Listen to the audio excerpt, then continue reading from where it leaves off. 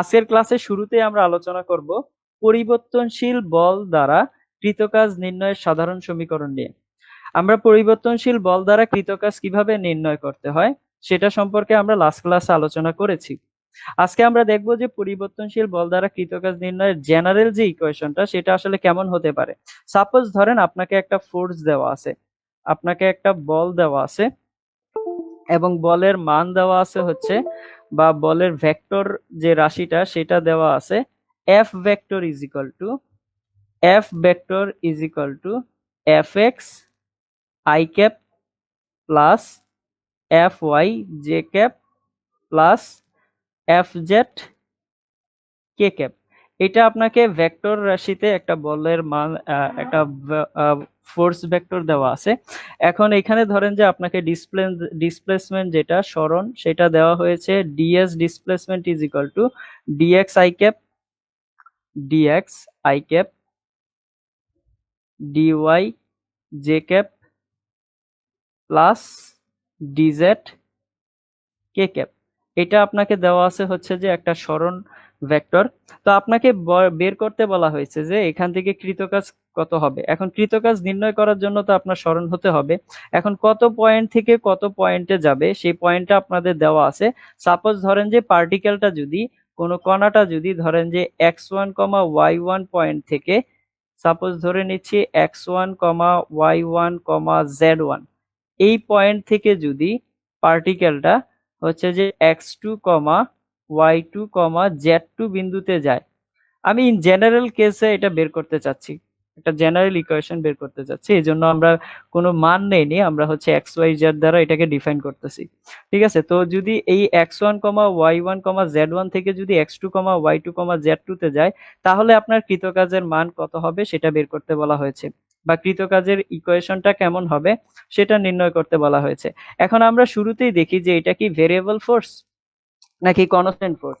অবশ্যই এটা আমরা দেখতে পাচ্ছি যে এটা একটা ভেরিয়েবল ফোর্স। যেহেতু এটা ভেরিয়েবল ফোর্স, তার মানে এটার জন্য যদি আমাকে ওয়ার্ক ডান বের করতে হয় তাহলে সেখানে কি করতে হবে, ইন্টিগ্রেশন করতে হবে, তাই না? তাহলে আমরা এখান থেকে ওয়ার্ক ডান কিভাবে বের করতে পারি, যে work done W is equal two integration of fx dx, তাই না? তাহলে এখানে লিখবো যে কি fx dx। যদি লাস্ট ক্লাসে প্রবলেমটা বুঝে থাকেন তাহলে এটা বুঝাটা খুব কঠিন কিছু হবে না। দেন হচ্ছে যে আমরা কি লিখবো, যে y অক্ষ বরাবরটা কত আসবে, fy dy plus integration of fz dz। ঠিক আছে, এখন আমাদের পয়েন্টটা কত থেকে কত পয়েন্ট দেওয়া হয়েছে, x থেকে x1 থেকে x2, তাহলে আমরা কি লিখবো, x1 থেকে এটা হবে x2।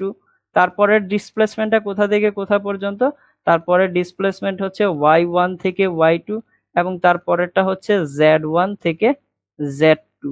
ঠিক আছে, তাহলে এটাই হচ্ছে কি আমাদের কৃতকাজ নির্ণয়ের, পরিবর্তনশীল বল দ্বারা কৃতকাজ নির্ণয়ের একটা জেনারেল একটা ইকুয়েশন। ঠিক আছে, এই সব ইকুয়েশন মুখস্থ করার কোনো দরকার নেই, আপনি জাস্ট হচ্ছে অ্যাপ্লাই করবেন। ঠিক আছে, এটা জাস্ট বুঝে অ্যাপ্লাই করবেন। এখন আমরা লাস্ট ক্লাসে এক্স ওয়াই দিয়ে দেখেছিলাম, ওইটাকে আমরা ইনক্রিজ করে জাস্ট হচ্ছে আপনার তিনটা ফরম্যাটে কিভাবে আসতে পারে এই জিনিসটা জাস্ট আলাদা করে বলে দেওয়া, আর কিছু না। ঠিক আছে, সবাই এই কনসেপ্টটা বুঝতে পারছেন কিনা একটু কমেন্ট করে জানাবেন। কারো কোনো প্রবলেম আছে? যদি লাস্ট ক্লাস করে থাকেন আশা করি এই ক্লাসে কোনো প্রবলেম থাকার কথা না এই টপিকসটাতে। তারপরেও একটু জানতে চাচ্ছি কারো কোনো প্রবলেম আছে কিনা একটু কমেন্ট করে জানাবেন। সবাই বুঝতে পারছেন কিনা একটু কমেন্ট করে জানান। ইন্টিগ্রেশন কেন আসছে এটা তো আমরা বুঝতে পারতেছি, তাই না? ইন্টিগ্রেশন আসার কারণটা কি, কারণ হচ্ছে এটা ভেরিয়েবল ফোর্স, ফোর্সটা কিন্তু কনস্ট্যান্ট ফোর্স না। যেহেতু কনস্ট্যান্ট ফোর্স না সেহেতু ভেরিয়েবল ফোর্সের জন্য আমাকে কিন্তু ইন্টিগ্রেশন ইউজ করতেই হবে। আমরা লাস্ট ক্লাসে এগুলো নিয়ে আলোচনা করেছিলাম। সবাই একটু কমেন্ট করে জানান যে বুঝতে পারছেন কিনা। ওকে ওকে, ধন্যবাদ। তাহলে চলেন আমরা হচ্ছে যে একটা কোশ্চেন নিয়ে আলোচনা করি। আপনাদের একটা প্রশ্ন দেওয়া আছে এখানে, যে কোন কণার উপর প্রযুক্ত বল F vector is equal two x i cap plus y j cap Newton. কোনো একটা কণা যেটার উপরে এই পরিমাণ বল প্রযুক্ত হচ্ছে। এখন বলা হয়েছে যদি কণাটিকে a 1,2 বিন্দু থেকে যদি b 5,6 বিন্দুতে নিয়ে যাওয়া যায় তখন সেক্ষেত্রে কৃতকাজটা কত হবে। আপনাকে ফাইন্ড আউট করতে বলা হয়েছে ওই ফোর্সের জন্য এই সরণগুলো হলে আপনার কৃতকাজের মান কত হবে। ওকে, তো এই কোশ্চেন দেখে আমরা সবাই বুঝতে পারতেছি যে এটা একটা ভেরিয়েবল ফোর্স, এটা কনস্ট্যান্ট ফোর্স না। কিভাবে? কারণ এই যে এক্স এর রেসপেক্টে সেটা কি হচ্ছে, ভেরিয়েবল হচ্ছে, ওয়াই এর রেসপেক্টে সেটা কি হচ্ছে, ভেরিয়েবল ফোর্স হচ্ছে। যেহেতু ভেরিয়েবল ফোর্স, তার মানে আমাকে কি করতে হবে, ইন্টিগ্রেশন করতে হবে। আর আমাকে ইয়েগুলো দেওয়াই হয়েছে যে কত বিন্দু থেকে কত বিন্দুতে যাব। তাহলে আমরা লাস্ট যে ফরম্যাটটা শিখলাম এই ফরম্যাট অনুযায়ী এটাকে অ্যাপ্লাই করতে পারি। তাহলে এখান থেকে কৃতকাজ আমরা কিভাবে বের করতে পারি, যে ডাব্লিউ ইজ ইকুয়াল টু আমরা কি বলতে পারি, যে f x dx plus f y dy f y into dy, ঠিক না? এটা বলতে পারি। এবং সরণটা কত বলতে পারি, x1 থেকে x2 এবং y1 থেকে y2 হচ্ছে এটার সরণটা। তাহলে এবার আমরা fx এর ভ্যালু বসাইতে পারি, ঠিক না? এটাকে আমরা জেনারেলাইজড ইকুয়েশনের সাথে হচ্ছে যে কম্পেয়ার করতে পারি। যেমন এটা fx i cap plus fy j cap. যদি আমরা এর সাথে কম্পেয়ার করি তাহলে fx কত, x, তাহলে এখানে আমরা x বসাইতে পারি, x dx প্লাস fy কত, এখানে fy হচ্ছে y, তাহলে এখানে হবে y dy। Am I right? তাহলে x1 কত, x1 হচ্ছে 1, এটাকে আমরা হচ্ছে জেনারেলাইজ ফরম্যাটের সাথে কম্পেয়ার করতে পারি। এটা x1, y1, এটা x2, y2। তাহলে x1 কত হচ্ছে 1, x2 কত 5, তারপরে হচ্ছে কি y1 কত, y1 হচ্ছে যে 2 এবং y2 হচ্ছে 6। এবার বাকি কাজ কি, ইন্টিগ্রেশন করা। এখন ইন্টিগ্রেশন করা তো খুব ইজি কাজ, তাই না? এখানে আমরা ইন্টিগ্রেশন করতে পারবো না বাকি কাজটা। তাহলে সবাই অ্যান্সারটা দেখি কত আসে। যে এবার এক্স কে ইন্টিগ্রেশন যদি করি, আমরা তো এটা জানি যে integration of x to the power n dx is equal to কত আসে, x n plus one divided by n plus one plus c, তাই না? আচ্ছা, তাহলে এখানে কত আসবে, x n plus one divided by n plus one. এখানে ওয়ান এর ভ্যালু উপরে কত আছে, এন এর ভ্যালু মনে মনে ওয়ান আছে সাপোজ। তাহলে এখানে কি লেখা যাবে, x square, one plus one মানে কত, স্কোয়ার, ডিভাইডেড বাই কত, টু।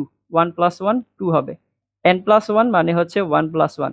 তাহলে এবার আমরা এখানে লিমিটটা বসায় দেব, কত আছে 1 to 5। দেন কত আছে, y কে ইন্টিগ্রেশন করলে কত আসবে, সিমিলারলি y স্কোয়ার বাই 2। তাহলে এখানে লিখবো আমরা y স্কোয়ার ডিভাইডেড বাই 2। যদি y স্কোয়ার বাই 2 হয় তাহলে আমাকে লোয়ার লিমিট বসাইতে হবে 2, আপার লিমিট বসাইতে হবে 6।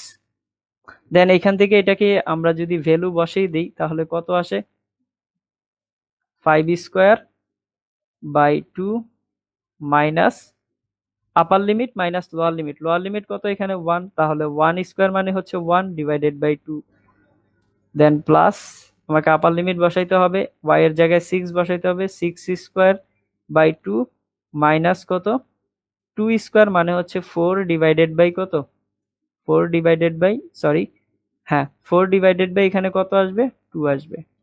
ঠিক আছে, তো এটাকে ক্যালকুলেশন করে আমাকে কেউ একজন অ্যান্সারটা বলেন কত আসে। এবার এটাকে যদি ক্যালকুলেশন করি তাহলে এর অ্যান্সারটা কত আসবে, 25/2। তাহলে এখানে কত আসবে, 24/12 হবে, তাই না? 24, 24 থেকে 1 চলে গেলে আপনার থাকবে, এখানে থাকবে 25, 25 থেকে 1 চলে গেলে 24, 24 কে 2 দ্বারা ভাগ করলে কত আসবে, 12।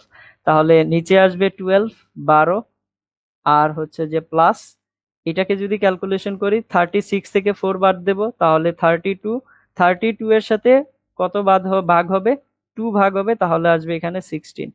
তাহলে এবার এইটাকে যদি আমি ক্যালকুলেশন করি তাহলে কত আসবে, আসবে হচ্ছে 28 জুল। তাহলে এটাকে ক্যালকুলেশন করলে আসবে 28 জুল। ভেরি গুড, একজন আগেই অ্যান্সার দিয়ে দিয়েছে, মুস্তফা, সাফিয়া বিনতে মুস্তফা, আকি খাতুন। Very good. ইউনিটটা বসাইতে হবে কিন্তু, ঠিক আছে? যিনি আকি খাতুন শুধুমাত্র বলেছেন যে 28, তার সাথে অবশ্যই একটা ইউনিট হবে, তাই না? তাহলে এর অ্যান্সার কত হবে, 28 joule. Thank you very much যারা বুঝতে পেরেছেন। সবাই একটু কমেন্ট করে জানান তো এটা বুঝতে সমস্যা হয়েছে কিনা। সিম্পল ম্যাথ ছিল, কমপ্লেক্স কিন্তু ছিল না। সবাই একটু কমেন্ট করে জানাই যে এটা আমরা বুঝতে পারছি কিনা, এই সিম্পল ম্যাথটা বুঝতে কারো সমস্যা হয়েছে কিনা একটু কমেন্ট করে জানাবেন।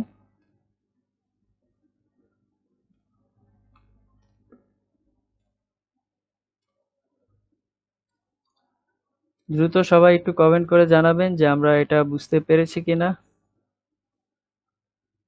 ওকে, সবাই একটু কমেন্ট করে জানাবেন যে বুঝতে পারছেন কিনা।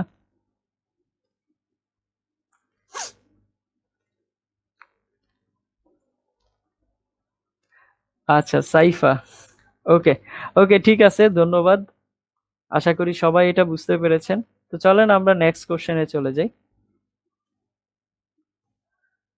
পরবর্তী আরেকটি প্রশ্ন দেওয়া আছে, সেখানে বলা আছে যে কোন কণার উপরে প্রযুক্ত বল, কোন কণার উপরে প্রযুক্ত বল F vector is equal to 2x square i cap plus y square j cap plus z k cap Newton.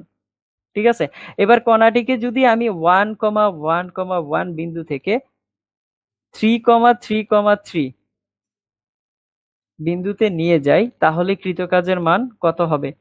ঠিক আগেরটার মতোই, কিন্তু সিমিলার কোশ্চেন। এখানে প্যাটার্নটা কয়টা হবে?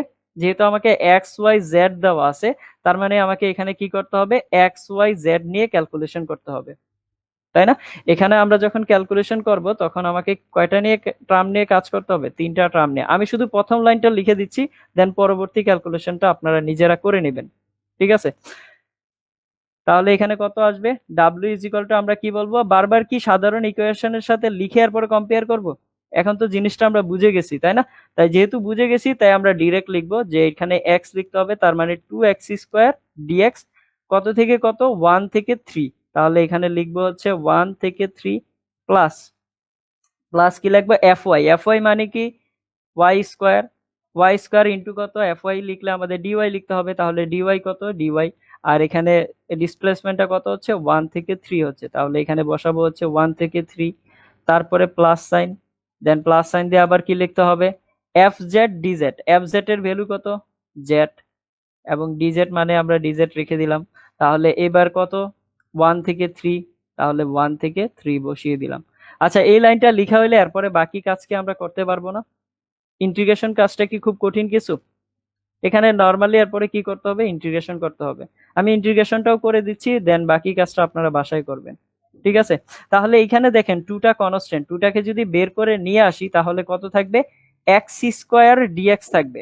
এবার এক্স স্কোয়ারকে যদি আমি ইন্টিগ্রেশন করি, এক্স স্কোয়ারকে যদি আমি ইন্টিগ্রেশন করি তাহলে কি থাকবে? যদি আমি এক্স স্কোয়ারকে ইন্টিগ্রেশন করি তাহলে কত থাকবে? এক্স কিউব বাই 3 থাকবে না? তাহলে লিখতে হবে এক্স কিউব বাই 3। ঠিক না? কার সাথে কম্পেয়ার করে লিখতেছি? ওই যে আমরা জানি যে integration of x n dx is equal to কি জানি? X n plus 1 divided by কত? এন প্লাস 1, তাই না? তাহলে এর সাথে কম্পেয়ার করে আমরা এটাকে লিখতেছি। তাহলে এখানে কত আসবে? 2 ইন্টু এক্স কিউব বাই 3। তাহলে এক্স কিউব বাই 3 লিখবো। এর ডিসপ্লেসমেন্ট কত থেকে কত? এর ডিসপ্লেসমেন্ট হচ্ছে 1 থেকে 3 পর্যন্ত, প্লাস তারপরে এখানে আবার ওয়াই স্কোয়ার আছে, তার মানে এখানে যদি ওয়াই স্কোয়ার থাকে তাহলে আমাকে কি লিখতে হবে? ওয়াই কিউব বাই 3, তাই না? তাহলে এখানে এটাকে ইন্টিগ্রেশন করলে আসবে y cube by 3, y cube by 3, এবং এর ডিসপ্লেসমেন্ট কত হবে? 1 থেকে 3, প্লাস যদি জেড কে আমরা ইন্টিগ্রেশন করি তাহলে কি হবে? এটার উপরে তো 1 আছে, তাহলে স্কোয়ার হবে, তাই না? তাহলে এখানে আসবে জেড স্কোয়ার বাই 2, তাহলে লিখতে হবে জেড স্কোয়ার বাই 2, এবং আমার ডিসপ্লেসমেন্ট কত হবে? 1 থেকে 3। এবার আপার লিমিট মাইনাস লোয়ার লিমিট করলে এর অ্যান্সার চলে আসবে না? আসবে কিনা? অবশ্যই আসবে। করে দেব? আচ্ছা, এটা করেই দিই, কমপ্লিট করেই দিই, সবাই একটু দেখেন। তাহলে আমরা এটাকে যদি আপার লিমিট বসাই তাহলে কত আসবে? 2 কিউব মানে হচ্ছে কত? 2 কিউব 8, আমরা 8 না লিখে 2 কিউবই লিখলাম, মাইনাস কত আসবে? 1/3। দেখি কে কত দ্রুত এটার অ্যান্সারটা বলে ফেলতে পারেন। আমি এটা লিখার সাথে সাথে দেখি কার অ্যান্সার দ্রুত হয়ে যায়। তাহলে এবার এখানে কি আসবে? 3 কিউব বাই 3 মাইনাস কত হবে? 1, তারপরে লাস্ট কি হবে? জেড স্কোয়ার বাই 2, তার মানে হবে 3 স্কোয়ার বাই 2 মাইনাস 1/2। তাহলে এবার বাকি কাজটা তো করা যায়, তাই না? এবার আপনি ক্যালকুলেটর নিয়ে এটা ক্যালকুলেশন করে ফেলবেন। ক্যালকুলেশন করে ফেললে যা অ্যান্সার আসবে সেটাই হবে এর অ্যান্সার। ঠিক আছে, ওকে। তাহলে এটার অ্যান্সার কত আসে আপনারা সবাই কমেন্ট করে জানাবেন। এটা নিয়ে আর মাথা ব্যথার জন্য আগাচ্ছি না, মানে হচ্ছে যে এটা নিয়ে আর মাথা ব্যথা নিচ্ছি না। আমি জানি যে এটা আপনারা সবাই হচ্ছে যে সলভ করতে পারবেন। ঠিক আছে, এবার একটা জিনিস দেখেন যে এখানে একটু কথা আছে। কথাগুলো কি, আমি প্রথম যে কোশ্চেনটাতে দেখাইছিলাম, এই প্রথম কোশ্চেনটাতে আপনাকে দুইটা বিন্দু দিয়ে দিচ্ছি, একটু ভালো করে বুঝার চেষ্টা করেন কথাগুলো। আপনাকে দুইটা বিন্দু দিয়ে দিয়েছি যে এই বিন্দু থেকে এই বিন্দুতে যদি কণাটা যায় তাহলে তার কৃতকাজ কত হবে। সেকেন্ড প্রশ্নটাতে কি ছিল, সেম কথা ছিল, যদি এই বিন্দু থেকে এই বিন্দুতে যায় তাহলে এর কৃতকাজ কত হবে। ঠিক আছে, এইখানে আপনাকে দুইটা বিন্দু দেওয়া হয়েছে এবং দুইটা বিন্দুর জন্য আপনাকে বের করতে বলা হয়েছে কি কৃতকাজের মান। কিন্তু একটা জিনিস চিন্তা করে দেখেন, সাপোজ আমি যদি চিন্তা করি, মনে মনে জাস্ট চিন্তা করি, থিঙ্কিং, এই জায়গাটা জাস্ট থিঙ্কিং এর জন্য রাখতেছি, জাস্ট একটু চিন্তা করে দেখেন, আপনাকে কিন্তু বলে দেওয়া হয় না যে পথটা কেমন। সাপোজ ধরেন যে আমি এখান থেকে এখানে আসতেছি, এই পয়েন্টটা ধরেন 1,1,1, আর এই পয়েন্টটা ধরেন 3,3,3। ঠিক আছে, তো এখান থেকে এই পয়েন্টে যদি যেতে চাই, এখন কতভাবে আমি যেতে পারবো, কতভাবে যেতে পারবো। আমি চাইলে এইভাবে যেতে পারবো, সোজা যেতে পারবো, আমি চাইলে এইভাবে যেতে পারবো, আমি চাইলে এভাবে যেতে পারবো, আমি চাইলে হচ্ছে যে এইভাবে গেলাম, এভাবে গেলাম, এভাবে গেলাম, এভাবে গেলাম, দেন এভাবে আসলাম। আমি n নাম্বার সংখ্যক ভাবে আসতে পারবো। আমার কাছে এইখান থেকে অর্থাৎ 1,1,1 পয়েন্ট থেকে 3,3,3 তে যাওয়ার জন্য অনেকগুলো পথ আছে। ঠিক আছে, বাট আমি কি পথের উপর ডিপেন্ড করে চলছি? আমাকে জাস্ট পয়েন্ট থেকে পয়েন্টে বের করতে বলা হয়েছে, আমি ওই পয়েন্ট থেকে এই পয়েন্টের জন্য কৃতকাজ বের করে ফেলতেছি। এর মানটা কত আসে কেউ একজন কমেন্ট করে বলেছিল, এর মানটা আসে হচ্ছে 29.97। আচ্ছা, তাহলে এটা ধরে নিচ্ছি 29.97, অ্যান্সারটা দিয়েছিল সাফিয়া বিনতে মুস্তফা। ওকে, এখন দেখেন এইটার আমরা কিন্তু ওয়ার্ক ডান বের করে ফেলছি, কৃতকাজের মানটা বের করে ফেলছি, তাই না? যদি সলভ করি তাহলে এরকম একটা মান আসবে। এর আগেরটার জন্য সেম কথা, এর আগেরটার জন্য আমরা কি দুইটা পয়েন্টের জন্য কৃতকাজের মান বের করে ফেলেছি এবং কত আসছে সেটা 28 জুল। কিন্তু একটা জিনিস চিন্তা করেন, আমি যে কত ভাবে যেতে পারি সেই পথটা কিন্তু আমি দেখাইনি। আমি কি পথটা দেখিয়েছি? পথটার কথা কিন্তু আমি বলিনি। আমি জাস্ট বলছি যে এই পয়েন্ট থেকে আমি এই পয়েন্টে আসলে আমার কৃতকাজ কত হবে। এখন আমি সেটার জন্য রাস্তার উপর ডিপেন্ড করি নাই, রাস্তা যেমনই হোক আমার নির্দিষ্ট দুইটা পয়েন্ট আছে, আমি পয়েন্ট অনুযায়ী কৃতকাজ বের করে ফেলছি। এবার আসেন একটা কোশ্চেনে, একটা প্রশ্ন দেওয়া আছে আপনাকে, f vector is equal to, f vector is equal to কত দেওয়া আছে, f vector is equal to y i cap, y i cap দেওয়া আছে। বলা হয়েছে যে এ 0,0 বিন্দু থেকে যদি কণাটি বি 1,1 বিন্দুতে যায় তাহলে কণাটির কৃতকাজ কত হবে। ধরেন 0,0 বিন্দু কোনটা, এইটাকে আমরা 0,0 বিন্দু বলে নিচ্ছি, এটাকে আমরা 0,0 বিন্দু বলে নিচ্ছি এবং এই পয়েন্টটা হচ্ছে এ পয়েন্ট। ঠিক আছে, এখন এখান থেকে ধরেন যে এটা হচ্ছে আপনার বি পয়েন্ট, এই পয়েন্টটাকে আমরা কি বলতেছি, বি পয়েন্ট, এবং যে পয়েন্টটার ভ্যালু হচ্ছে 1,1। এখন বলা হয়েছে যদি কণাটা এ পয়েন্ট থেকে বি পয়েন্টে যায় তাহলে এর কৃতকাজ কত হবে এবং বলের মান কত দেওয়া আছে, বলের মান দেওয়া আছে f vector is equal to y i cap. কত দেওয়া আছে বলের মানটা, f vector is equal to y i cap. আচ্ছা, অনেকেই হয়তো বা লাইভ লেখার কারণে এটা দেখতে পাচ্ছেন না, ফোর্সের মানটা দেওয়া আছে কত, f vector is equal to y i cap. এখন আপনাকে এর জন্য বের করতে বলা হয়েছে কি এ পয়েন্ট থেকে বি পয়েন্টের জন্য কৃতকাজ। এখন আমি কি করব, এটা কি বের করা খুব সহজেই যাবে, মানে খুব সহজেই কি আমি বের করতে পারবো? এটার অ্যান্সার কত হতে পারে কেউ একবার ট্রাই করে বলেন তো, আমি আপনাদের সময় দিচ্ছি 30 সেকেন্ড, সবাই একটু ট্রাই করে বলেন তো, যদি এফ ভেক্টরের মান ওয়াই আই ক্যাপ দেওয়া থাকে তাহলে 0,0 বিন্দু থেকে 1,1 বিন্দুতে যাওয়ার জন্য কৃতকাজের মান কত হতে পারে?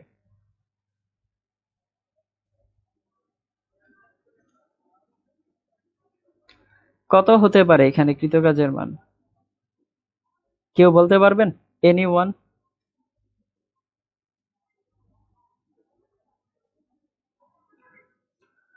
আপনাকে কি বের করতে বলা হয়েছে, ডাব্লিউ এ বির মান কত হবে।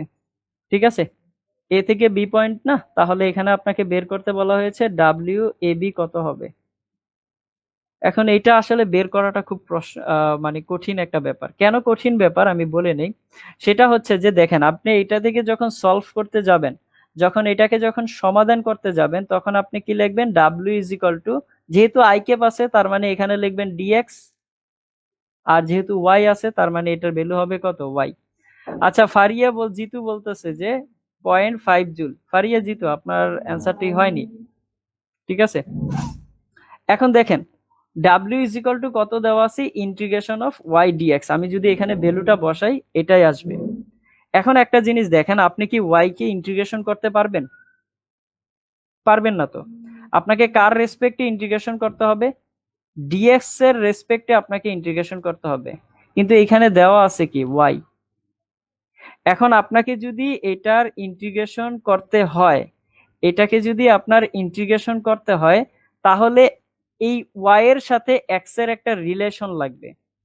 এই ওয়াই এর সাথে এক্স এর যদি একটা রিলেশন বের করতে পারেন, তাহলে আপনি এটার ইন্টিগ্রেশন সলভ করতে পারবেন বা কৃতকাজ নির্ণয় করতে পারবেন।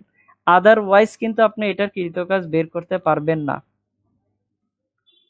ঠিক আছে। তাহলে ধরেন, আমি ধরে নিচ্ছি, এটা আমি ধরে নিচ্ছি যে পার্টিকেলটা বা কণাটা হচ্ছে সোজা সোজা হচ্ছে যে বি বিন্দুতে গেছে। যদি সোজা বি বিন্দুতে যায় এবং এই অ্যাঙ্গেলটা যদি হয় 45 ডিগ্রি, সাপোজ যদি এই অ্যাঙ্গেলটা 45 ডিগ্রি হয়, তাহলে এখানে আমরা বলতে পারি না যে এটা হচ্ছে y is equal to x রেখার গ্রাফ? এটা কি বলতে পারি? y is equal to x রেখার গ্রাফ। তাহলে এটা যদি y is equal to x রেখার পথ হয়, তাহলে আমরা এখানে y এর ভ্যালু কি বসাইতে পারি? x বসাইতে পারি, ঠিক আছে। তাহলে এখানে আমি বসাচ্ছি যে y এর ভ্যালু x। এবার x ইন্টু কত আসতেছে? dx। আমার x ডিসপ্লেসমেন্ট জন্য সরণটা কত? 0 থেকে 1। তাহলে এখানে আমি কি বসাবো? প্রথমে বসাবো 0, তারপরে বসাবো 1। এবার এটাকে ইন্টিগ্রেশন করলে কত আসবে? যদি এবার এটাকে ইন্টিগ্রেশন করি তাহলে কত আসবে? এক্স স্কোয়ার বাই 2 আসবে, তাই না? তাহলে আমরা লিখতেছি যে এক্স স্কোয়ার বাই 2। এবার এক্স স্কোয়ার বাই 2 যদি লিখি, এর সরণটা কত? 0 থেকে 1। তাহলে এটা বসাই দিলাম 0 থেকে 1। তাহলে এখানে অ্যান্সারটা কত আসতেছে? 1 বসাইলে 1/2 জুল। তার মানে অনেকেই চিন্তা করতেছেন, একটু আগে একজন বলেছিলেন যে 0.5 আসবে, তার মানে তার উত্তরটা সঠিক হয়েছে। সে চিন্তা করতে পারে যে তার উত্তরটা কি হয়েছে? সঠিক হয়েছে। আসলে কি তার উত্তর সঠিক হয়েছে? না। কেন না? তার কারণটা কি? দেখেন, আমি হচ্ছে যে এটা বললাম যে এটা হচ্ছে যে এই রেখার জন্য আপনার বা এই পথের জন্য আপনার এটা ওয়ার্ক ডান হাফ জুল। কিন্তু ধরেন আমি তো এইভাবেও যেতে পারতাম। আমি এইভাবে কি যেতে পারতাম না? যে আমি হচ্ছে যে এইভাবে আসলাম, বাঁকা পথে ঘুরে আসলাম। আমরা বাঁকা পথেও তো ঘুরে আসতে পারি, তাই না? তাহলে যদি বাঁকা পথে এইভাবে করে ঘুরে আসি, তাহলে এই সরল রেখা বা এই রেখাটার, এটা তো আর সরল রেখা না, এটা কার্ভ। এই কার্ভের রেখা আর সমীকরণ কোনটা? y is equal to x square, তাই না? এই কার্ভের জন্য আপনার y এর ভ্যালু কত? এক্স স্কোয়ার, তাই তো? এগুলো তো আমরা ছোটবেলায় গ্রাফ দেখেছি। তাহলে এটার জন্য যদি হয় y is equal to x square, এখন আমি কি আবার এটাকে সলভ করতে পারি না? যদি আরেকবার সলভ করি তাহলে কি বসাবো? এখানে y এর জায়গায় কত বসাবো? এক্স স্কোয়ার বসাবো। তাহলে এখানে y এর জায়গায় এক্স স্কোয়ার বসাই, এক্স স্কোয়ার ডিএক্স। এবার এটার যদি আমি সমাধান করি তাহলে কত আসবে? এবার এর সমাধান করলে আসবে এক্স কিউব বাই 3। কত আসবে? X cube by 3। লিমিট কত হবে? 1 থেকে কত হবে? সরি, 0 থেকে 1 হবে। লিমিট কত হবে? 0 থেকে 1। তাহলে এখানে বসাই দিলাম 0 থেকে 1। তাহলে এইবার এর অ্যান্সার কত আসে? 1/3 জুল। তাহলে একবার পাচ্ছি 1/2 জুল, একবার পাচ্ছি 1/3 জুল। তাহলে এক এক পথের জন্য আমি কি পাচ্ছি? এক এক রকম অ্যান্সার পাচ্ছি না? আচ্ছা, একজন বলতেছে ভাইয়া 45 ডিগ্রির ব্যাপারটা বুঝি নাই। কেন বুঝেন নাই? এটা হচ্ছে 0,0 আর এটা হচ্ছে 1,1 বিন্দু। তাহলে ঢাল কত আসবে? 45 ডিগ্রি আসবে না? যদি 0,0 এবং 1,1 এর ঢাল বের করি তাহলে কত আসবে? জানি না এটা আমরা। আমরা কি জানি বলেন তো, y is equal to tan theta m x, তাই না? তাহলে এম এর জায়গায় কত বসাইতে পারি? টেন থিটা বসাইতে পারি। এবার y এর ভ্যালু কত? 1। টেন থিটা এক্স এর ভ্যালু কত? 1। এবার এটাকে আপনি অ্যাঙ্গেল বের করলে কত আসবে? থিটা ইজ ইকুয়াল টু কত লিখবো আমরা? Theta is equal to ten inverse কত? 1। তার মানে অ্যাঙ্গেল কত ডিগ্রি? 45 ডিগ্রি। বুঝতে পেরেছেন? আচ্ছা, তাহলে দেখেন এবার এই রেখার জন্য আমি অ্যান্সার কত পাইছি? এই পথের জন্য যখন দ্বিতীয় পথ দিয়ে গেছি তখন অ্যান্সার পাইছি 1/3 জুল। আচ্ছা, আমি কি এইভাবে যেতে পারবো? আরেকভাবে যেতে পারবো না? ধরেন আমি এইভাবে গেলাম, আমার ইচ্ছে হলো, তাহলে এটার জন্য আমি আরেকটা অ্যান্সার পাবো।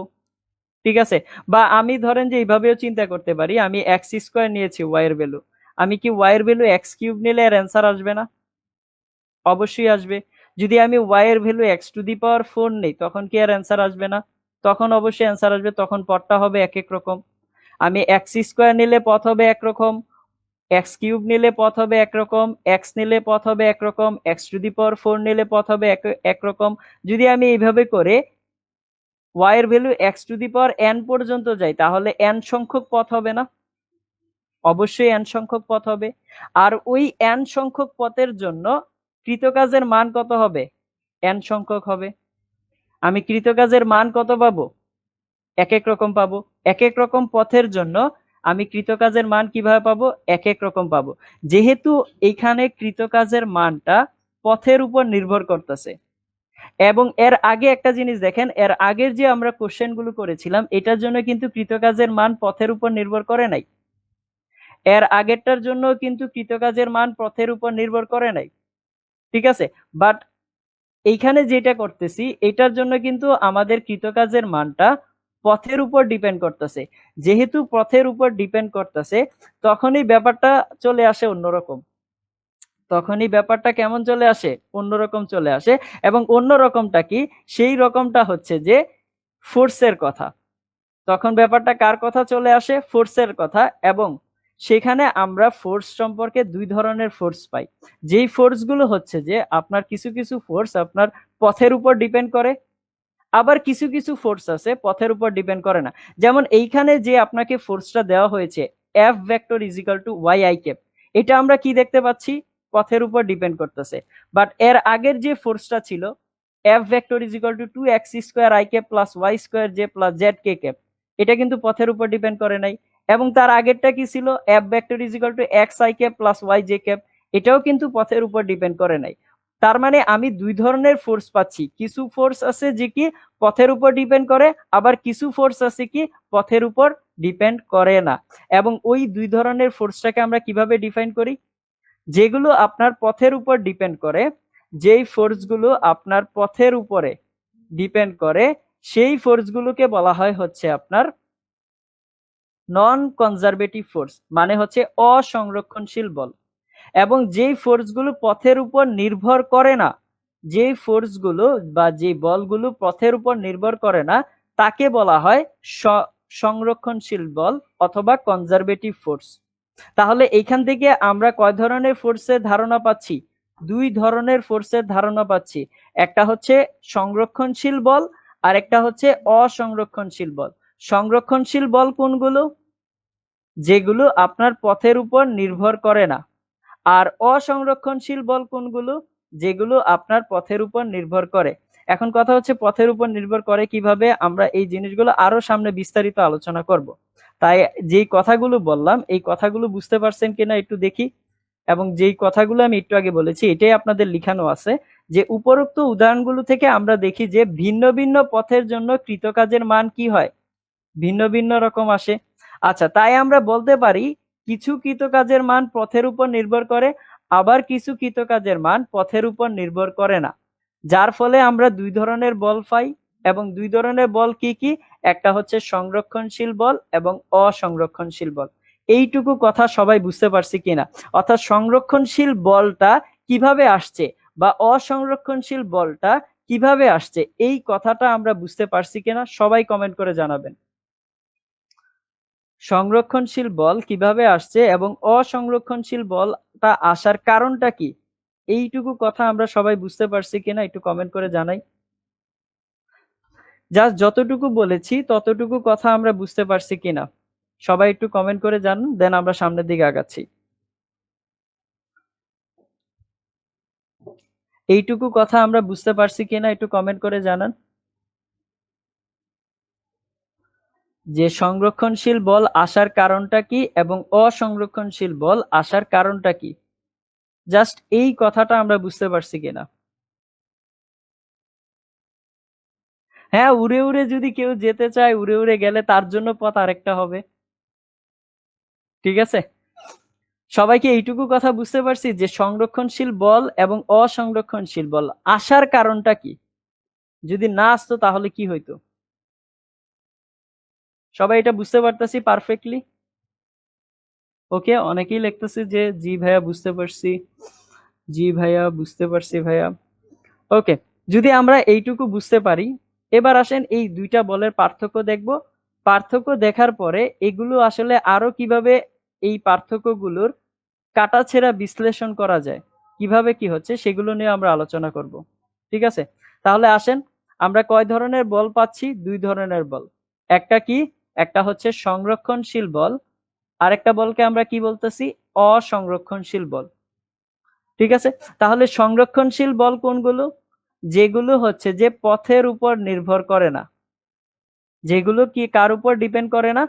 পথের উপর নির্ভর করে না, তাকে আমরা কি বলি?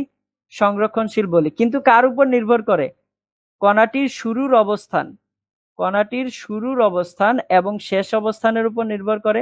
ওই যে আপনাকে 1,1,1 এবং 3,3,3 তিনটা করে বিন্দু দেওয়া ছিল না? তার মানে আপনাকে তো শুরুর অবস্থান দেওয়া ছিল এবং শেষের অবস্থান দেওয়া ছিল। এই দুইটা অবস্থান কিন্তু আপনাকে দিয়ে দিয়েছিল।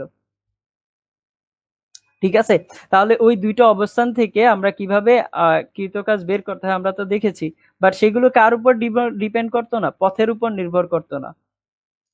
ওকে, তারপরে একটা আসি যে অসংরক্ষণশীল বল কোনগুলো? কৃতকাজের মান শুরুর অবস্থান এবং শেষ অবস্থানের উপর নির্ভর করে। শুরুর অবস্থান এবং শেষ অবস্থান তো লাগবে, কিন্তু কিন্তু কথাটা হচ্ছে যে পাশাপাশি আপনার পথের উপরেও নির্ভর করবে। তাকে আমরা কি বলবো? অসংরক্ষণশীল বল বলবো। ঠিক আছে, কি বলছি? শুরুর অবস্থানের উপর নির্ভর করবে, শেষ অবস্থানের উপর নির্ভর করবে, আবার পথের উপরেও নির্ভর করবে। কার উপর নির্ভর করবে? পথের উপরেও নির্ভর করবে। ওই ধরনের ফোর্স গুলাকে আমরা কি বলতেছি? অসংরক্ষণশীল বল বলতেছি। তার মানে দুইটাই কি করতেছে? পথের উপর শুরুর অবস্থান এবং শেষ অবস্থানের উপর নির্ভর করতেছে। বাট পার্থক্যটা দাঁড়াচ্ছে কোথায়? একটা হচ্ছে পথের উপর নির্ভর করে না, আরেকটা ফোর্স কি করে? পথের উপরেও নির্ভর করে। ক্লিয়ার? আচ্ছা, এবার আসি, সংরক্ষণশীল বল দ্বারা পূর্ণ চক্রে কৃতকাজের মান শূন্য হয়। সংরক্ষণশীল বল দ্বারা পূর্ণ চক্রে কৃতকাজের মান শূন্য হয়। পূর্ণ চক্রে কৃতকাজের মান শূন্য হওয়ার অর্থটা কি দাঁড়াচ্ছে? ধরেন আপনি হচ্ছে যে বাসা থেকে বের হয়েছেন, বাসা থেকে বের হওয়ার পরে আপনি কলেজে গেলেন, কলেজ থেকে হচ্ছে যে পার্কে গেলেন। ঠিক আছে, সাপোজ পার্ক থেকে আবার বাসায় আসলেন, যদি দেখেন আপনার টোটাল কৃতকাজ এই কলেজ থেকে বাসা থেকে বের হয়ে, কলেজ হয়ে, আবার হচ্ছে পার্ক হয়ে আবার বাসায় আসলে যদি দেখেন আপনার কৃতকাজ শূন্য, কৃতকাজের মান টোটাল যোগফলের মান যদি দেখেন শূন্য, তাহলে আপনি সেটাকে কি বলবেন? কনজারভেটিভ ফোর্স বলবেন, সংরক্ষণশীল বল বলবেন। ঠিক আছে, তার মানে এখানে কি দাঁড়াচ্ছে? যে পূর্ণ চক্রে এর কৃতকাজের মান কি হয়? শূন্য হয়। আমরা আলোচনা করব যে কিভাবে শূন্য হয়, জাস্ট আগে একটু বুঝে নেই যে কোনটা কি হচ্ছে। আর অসংরক্ষণশীল বলের জন্য পূর্ণ চক্রে কৃতকাজের মান কখনোই শূন্য হয় না, এটাও আমরা দেখব। ঠিক আছে, যে কিভাবে শূন্য হচ্ছে বা কিভাবে শূন্য হচ্ছে না। এটাকে আমরা আরেকভাবে প্রকাশ করতে পারি এই লাইনটাকে, যেমন ইন্টিগ্রেশন সাইন দিয়ে ক্লোজ ইন্টিগ্রাল। এই যে এখানে এটা ইন্টিগ্রেশন সাইন দিয়ে গোল দিয়েছি, এটাকে বলা হয় ক্লোজ ইন্টিগ্রাল। ঠিক আছে, বা লুপ ইন্টিগ্রাল। এটা সম্পর্কে আমাদের সামনে বিস্তারিত আলোচনা আছে, তাই জাস্ট এটা বুঝে নেন যে এটা পূর্ণ চক্র বুঝাচ্ছে। ঠিক আছে, তাহলে ক্লোজ ইন্টিগ্রালের জন্য এফসি মানে কি? Conservative force. কনজারভেটিভ ফোর্সের কৃতকাজ কি হবে? শূন্য হবে। ঠিক আছে, তাহলে এটাকে আমরা বলতে পারি যে ক্লোজ ইন্টিগ্রালের জন্য ক্লোজ ইন্টিগ্রালের জন্য বা কনজারভেটিভ ফোর্সের জন্য আপনার পূর্ণ চক্রে এর কৃতকাজের মান কি হয়? 0 হয়। বাট এইখানে কি হবে? এখানে হবে হচ্ছে আপনার 0 হবে না। সেটা কার কোন বলের জন্য? নন কনজারভেটিভ ফোর্সের জন্য। তাহলে এফ এনসি দ্বারা বুঝতেছি কি নন কনজারভেটিভ ফোর্স এবং এটা ডিসপ্লেসমেন্ট, তাই না? এটাই মানেই তো ওয়ার্ক ডান। তাহলে এই ওয়ার্ক ডানটা ক্লোজ ইন্টিগ্রালের জন্য কি হবে না? 0 হবে না। এটা কি থাকবে? নন জিরো থাকবে। ক্লিয়ার? এরপরে আসি যে নেক্সট কি বলা হয়েছে? কৃতকাজ সম্পূর্ণরূপে পুনরুদ্ধার করা সম্ভব হয়। অর্থাৎ সংরক্ষণশীল বল দ্বারা যদি আপনি একটা কাজ করেন, সেই কাজটা আপনি আবার রিকভার করতে পারবেন। ঠিক আছে? যেটা অসংরক্ষণশীল বল দ্বারা রিকভার করা কখনোই সম্ভব হয় না। অসংরক্ষণশীল বল দ্বারা কৃতকাজটা রিকভার করা কখনোই সম্ভব হয় না। ঠিক আছে? এরপরে সংরক্ষণশীল বলের উদাহরণ কি কি হইতে পারে? সংরক্ষণশীল বলের উদাহরণ হইতে পারে মহাকর্ষীয় বল, স্থির তড়িৎ বল মানে হচ্ছে ইলেকট্রোস্ট্যাটিক ফোর্স, তারপরে আইডিয়াল স্প্রিং ফোর্স। এখন দেখেন মহাকর্ষীয় বল এবং আইডিয়াল স্প্রিং ফোর্স এই দুইটা সম্পর্কে আমরা এই চ্যাপ্টারই জানবো।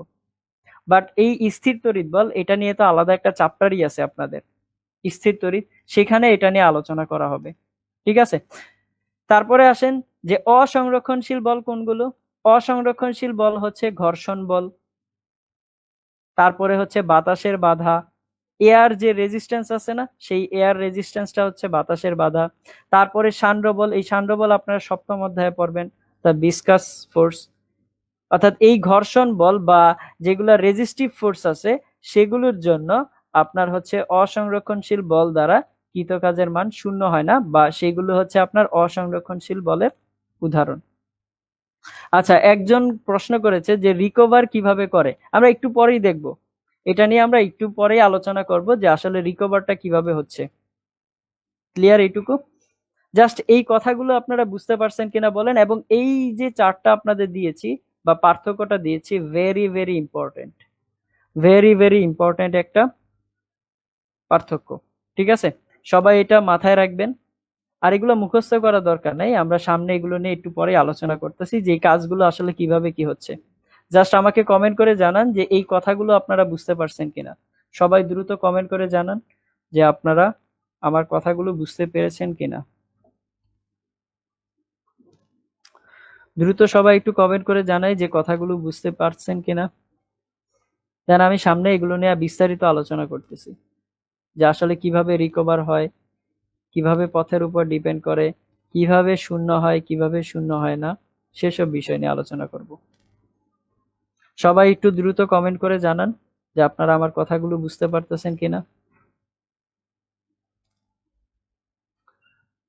জাস্ট এইটুকু একটু কমেন্ট করে জানাই যে আপনারা আমার কথাগুলো বুঝতে পারছেন কিনা, যতটুকু বোঝানো হয়েছে।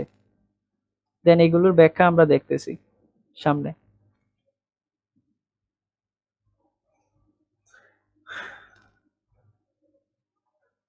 ওকে, ওকে, অনেকে লিখেছে জি বুঝতে পারছি, জি ভাইয়া, ওকে, ধন্যবাদ, ধন্যবাদ সবাইকে। চলেন আমরা এগুলোর ব্যাখ্যাগুলো এবার বোঝার চেষ্টা করি যে কনজারভেটিভ ফোর্স কিভাবে হচ্ছে যে আপনার পথের উপর নির্ভর করে না। ঠিক আছে? তাহলে শুরুতে আমরা আলোচনা করব কনজারভেটিভ ফোর্স নিয়ে বা সংরক্ষণশীল বল নিয়ে। শুরুতে আমরা আলোচনা করব কি? সংরক্ষণশীল বল নিয়ে। তাহলে আসেন আমরা আমাদের আলোচনা আবার শুরু করি। যে সংরক্ষণশীল বল, যেটা সম্পর্কে আমরা একটু আগে কি বলেছিলাম, এটা পথের উপর নির্ভর করে না এবং এবং হচ্ছে এর টোটাল ওয়ার্ক ডান, পূর্ণ চক্রের জন্য এর ওয়ার্ক ডান কি হবে? 0 হবে। ঠিক আছে? তাহলে আসেন, সাপোজ ধরেন আমরা এর উদাহরণ কি দিয়েছি একটু আগে? Gravitational force. তাহলে আমরা এখানে গ্র্যাভিটেশনাল ফোর্স নিয়ে আলোচনা করি বা মহাকর্ষীয় বল নিয়ে আলোচনা করি। চলেন, ধরেন এম ভরের একটা বস্তু আমি ভূমিতে রাখলাম। ঠিক আছে? এম ভরের একটা বস্তুকে আমি ভূমির উপরে রেখেছি। ওকে, এটাকে আমার ইচ্ছা হলো, ধরেন এই পয়েন্টটা হচ্ছে এ পয়েন্ট, এই যে ভূমির উপর রাখছি এই পয়েন্টটাকে আমরা কি বলতেছি? এ পয়েন্ট। এ পয়েন্ট থেকে আমি এবার এটাকে হাত দিয়ে উঠায় কোথায় নিয়ে গেছি? বি পয়েন্টে নিয়ে গেছি। এখন এই যে আমি বি পয়েন্টে নিয়ে গেছি, এই বি পয়েন্টের হাইটটা কত? সাপোজ ধরেন এর যে উচ্চতাটা সেটা হচ্ছে এইচ। এর উচ্চতা কত? এইচ। তাহলে আমি কি করেছি, এ পয়েন্ট থেকে এম ভরের বস্তুটাকে উঠায়া বি পয়েন্টে নিয়ে গেছি। ঠিক আছে, যদি এ পয়েন্ট থেকে এটাকে বি পয়েন্টে নিয়ে যাই, তাহলে এখন কথা হচ্ছে যে এই বি পয়েন্টের জন্য কৃতকাজ কত হবে, কৃতকাজের মানটা কত হবে। এখন দেখেন এই বস্তুটার উপরে কি কাজ করতেছে, এমজি ফোর্স কাজ করতেছে। তাহলে এমজি ফোর্স তো কোন দিকে, নিচের দিকে কাজ করতেছে। তাহলে এমজি ফোর্স দ্বারাই তো কৃতকাজ বের করতে যাচ্ছি, গ্র্যাভিটেশনাল ফোর্স দ্বারা কৃতকাজ। কারণ আমরা বলেছি গ্র্যাভিটেশনাল ফোর্স কোন ধরনের ফোর্স, কনজারভেটিভ ফোর্স। ঠিক আছে, তাহলে এমজি হচ্ছে নিচের ডিরেকশনে, ডিসপ্লেসমেন্ট যে করাচ্ছি, যে সরণটা হচ্ছে, সেই সরণটা হচ্ছে কোন ডিরেকশনে, উপরের ডিরেকশনে। এমজি ফোর্স কোথায়, নিচে, সরণ হচ্ছে উপরে। তাহলে এদের মধ্যবর্তী কোণ কত, 180 ডিগ্রি। এদের মধ্যবর্তী কোণ কত হবে, 180 ডিগ্রি। যদি 180 ডিগ্রি হয়, তাহলে আমি ডাব্লিউ এ বি, অর্থাৎ যদি আমি বস্তুটাকে এ পয়েন্ট থেকে বি পয়েন্টে নিয়ে যাই, তাহলে সেক্ষেত্রে কৃতকাজ কত হবে, এমজি ইন্টু কত, এইচ ইন্টু কস কত আসবে, 180 ডিগ্রি। কারণ আমরা কি জানি, এফ এস কস থিটা। তাহলে এফ কত, এমজি। তাহলে MG into H into cos of 180 degree. তাহলে কজ 180 ডিগ্রির মান কত, -1। কজ 180 ডিগ্রির মান কত, -1। তাহলে এখানে কত আসবে, মাইনাস এমজি এইচ। তাহলে এর ওয়ার্ক ডান কত হচ্ছে, এর কৃতকাজের মান কত হচ্ছে, মাইনাস এমজি এইচ। ক্লিয়ার? আচ্ছা, এখন ধরেন আমি আবার একটা কাজ করলাম, যে বস্তুটাকে এবার বি পয়েন্ট থেকে এ পয়েন্টে নিয়ে আসব।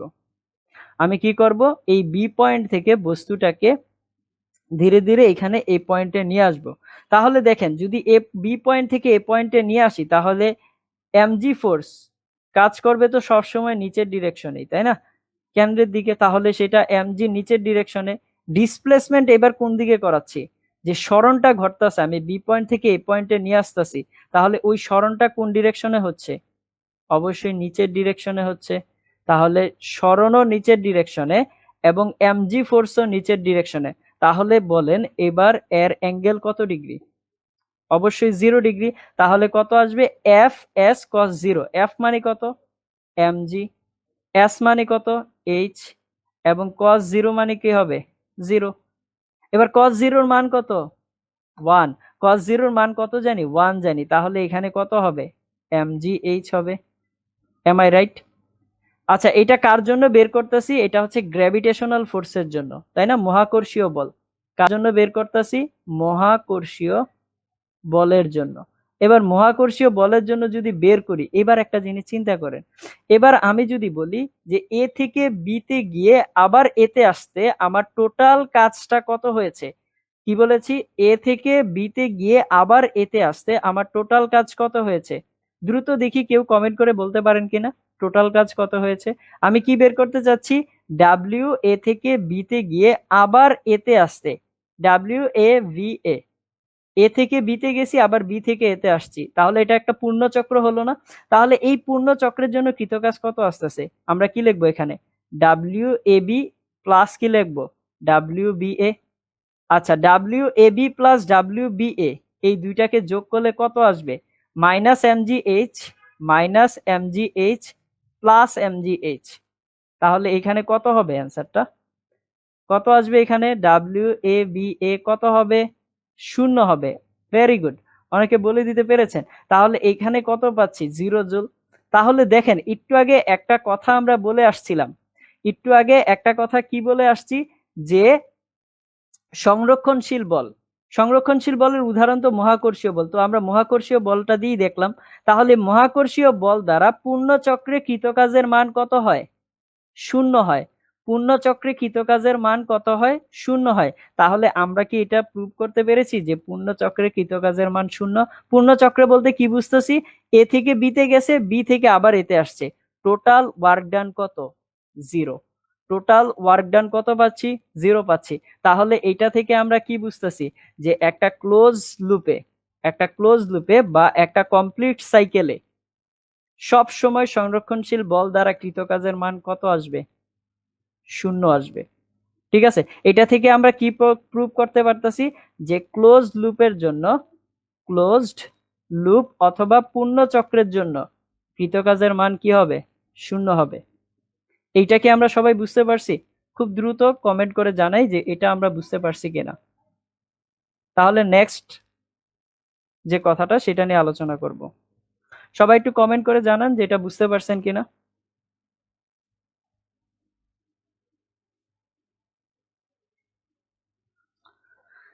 এই কনসেপ্টটা সবাই বুঝতে পারছেন কিনা যে কিভাবে পূর্ণচক্রের জন্য কৃতকাজের মান 0 হচ্ছে?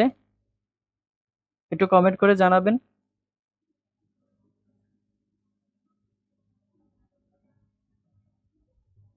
ওকে ওকে, থ্যাংক ইউ। আকি খাতুন বলতেছে ইয়েস, জান্নাত বলতেছে জি, রিয়া বলতেছে জি ভাইয়া, রিজা বলতেছে জি। ওকে, ধন্যবাদ সবাইকে কমেন্ট করার জন্য। এবার চলেন আমরা নেক্সট কথাটাতে আসি, যে এটা পথের উপর ডিপেন্ড করে। পথের উপর ডিপেন্ড করে না, সরি, কনজারভেটিভ ফোর্স বা সংরক্ষণশীল বল পথের উপর নির্ভর করে না। তাহলে পথের উপর কিভাবে নির্ভর করে না, চলেন এইটাও একটু প্রমাণ করে দিই আমরা। আমরা গ্র্যাভিটেশনাল ফোর্স নিয়ে আলোচনা করতেছি। সাপোজ ধরেন এইখানে আমি এম ভরের একটা বস্তু রাখলাম। এই সারফেসটা কেমন? এটা হচ্ছে একটা টেবিল না, এটাকে ধরে নেন একটা ভার্টিক্যাল সারফেস।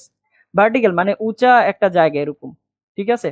তো এটাকে আমরা কি বলতেছি, যে উলম্ব একটা তল, উলম্ব তল। তাহলে উলম্ব তলের জন্য এখানে তো অবশ্যই গ্র্যাভিটেশনাল ফোর্স আসবে, তাই না? তো এখন দেখেন আমি কি কাজ করেছি, উলম্ব তলের জন্য প্রথমে এম বারে বস্তুটাকে এ পয়েন্ট থেকে বি পয়েন্টে নিয়ে গেছি, এরপরে বি পয়েন্ট থেকে কোথায় নিয়ে আসছি, সি পয়েন্টে নিয়ে আসছি, এবার সি পয়েন্ট থেকে এরপরে ডি পয়েন্টে নিয়ে আসছি। একটাই বস্তু, কিন্তু একটা বস্তুকেই আমি বিভিন্ন পয়েন্টে নিয়ে যাচ্ছি। একবার এখান থেকে এখানে নিয়ে আসছি, এ থেকে বিতে, বি এর পরে বি থেকে সিতে নিয়ে গেছি, এরপরে সি থেকে আমি ডিতে নিয়ে আসছি। একই বস্তুকে আমি 4টা জায়গায় ভ্রমণ করাতে পারি, তাই না? তো এটা কোন ধরনের তল বলা হয়েছে? উলম্ব তল বলা হয়েছে, ঠিক আছে? এখন একটা জিনিস চিন্তা করে দেখেন, চিন্তাটা হচ্ছে যদি আমি এ থেকে বিতে নিয়ে আসি, এই এম ভরের বস্তুটাকে যদি আমি এ থেকে বিতে নিয়ে আসি, তখন এর কৃতকাজের মান কত হবে? গ্র্যাভিটেশনাল ফোর্স দ্বারা এর কৃতকাজের মান কত হবে কেউ বলতে পারবেন? যদি আমি এম ভরের বস্তুটাকে এ থেকে বিতে নিয়ে আসি, তাহলে মহাকর্ষীয় বল দ্বারা কৃতকাজের মান কত হবে? সবাই একটু দেখি কত হয়। দেখেন প্রথমে যদি আমি এটা নিয়ে চিন্তা করি, দেখেন এইটার উপরে এ থেকে বি এর জন্য যখন নিয়ে যাব, তখন এমজি ফোর্স কোন ডিরেকশনে কাজ করতেছে? এমজি ফোর্স হচ্ছে নিচের দিকে কাজ করতেছে।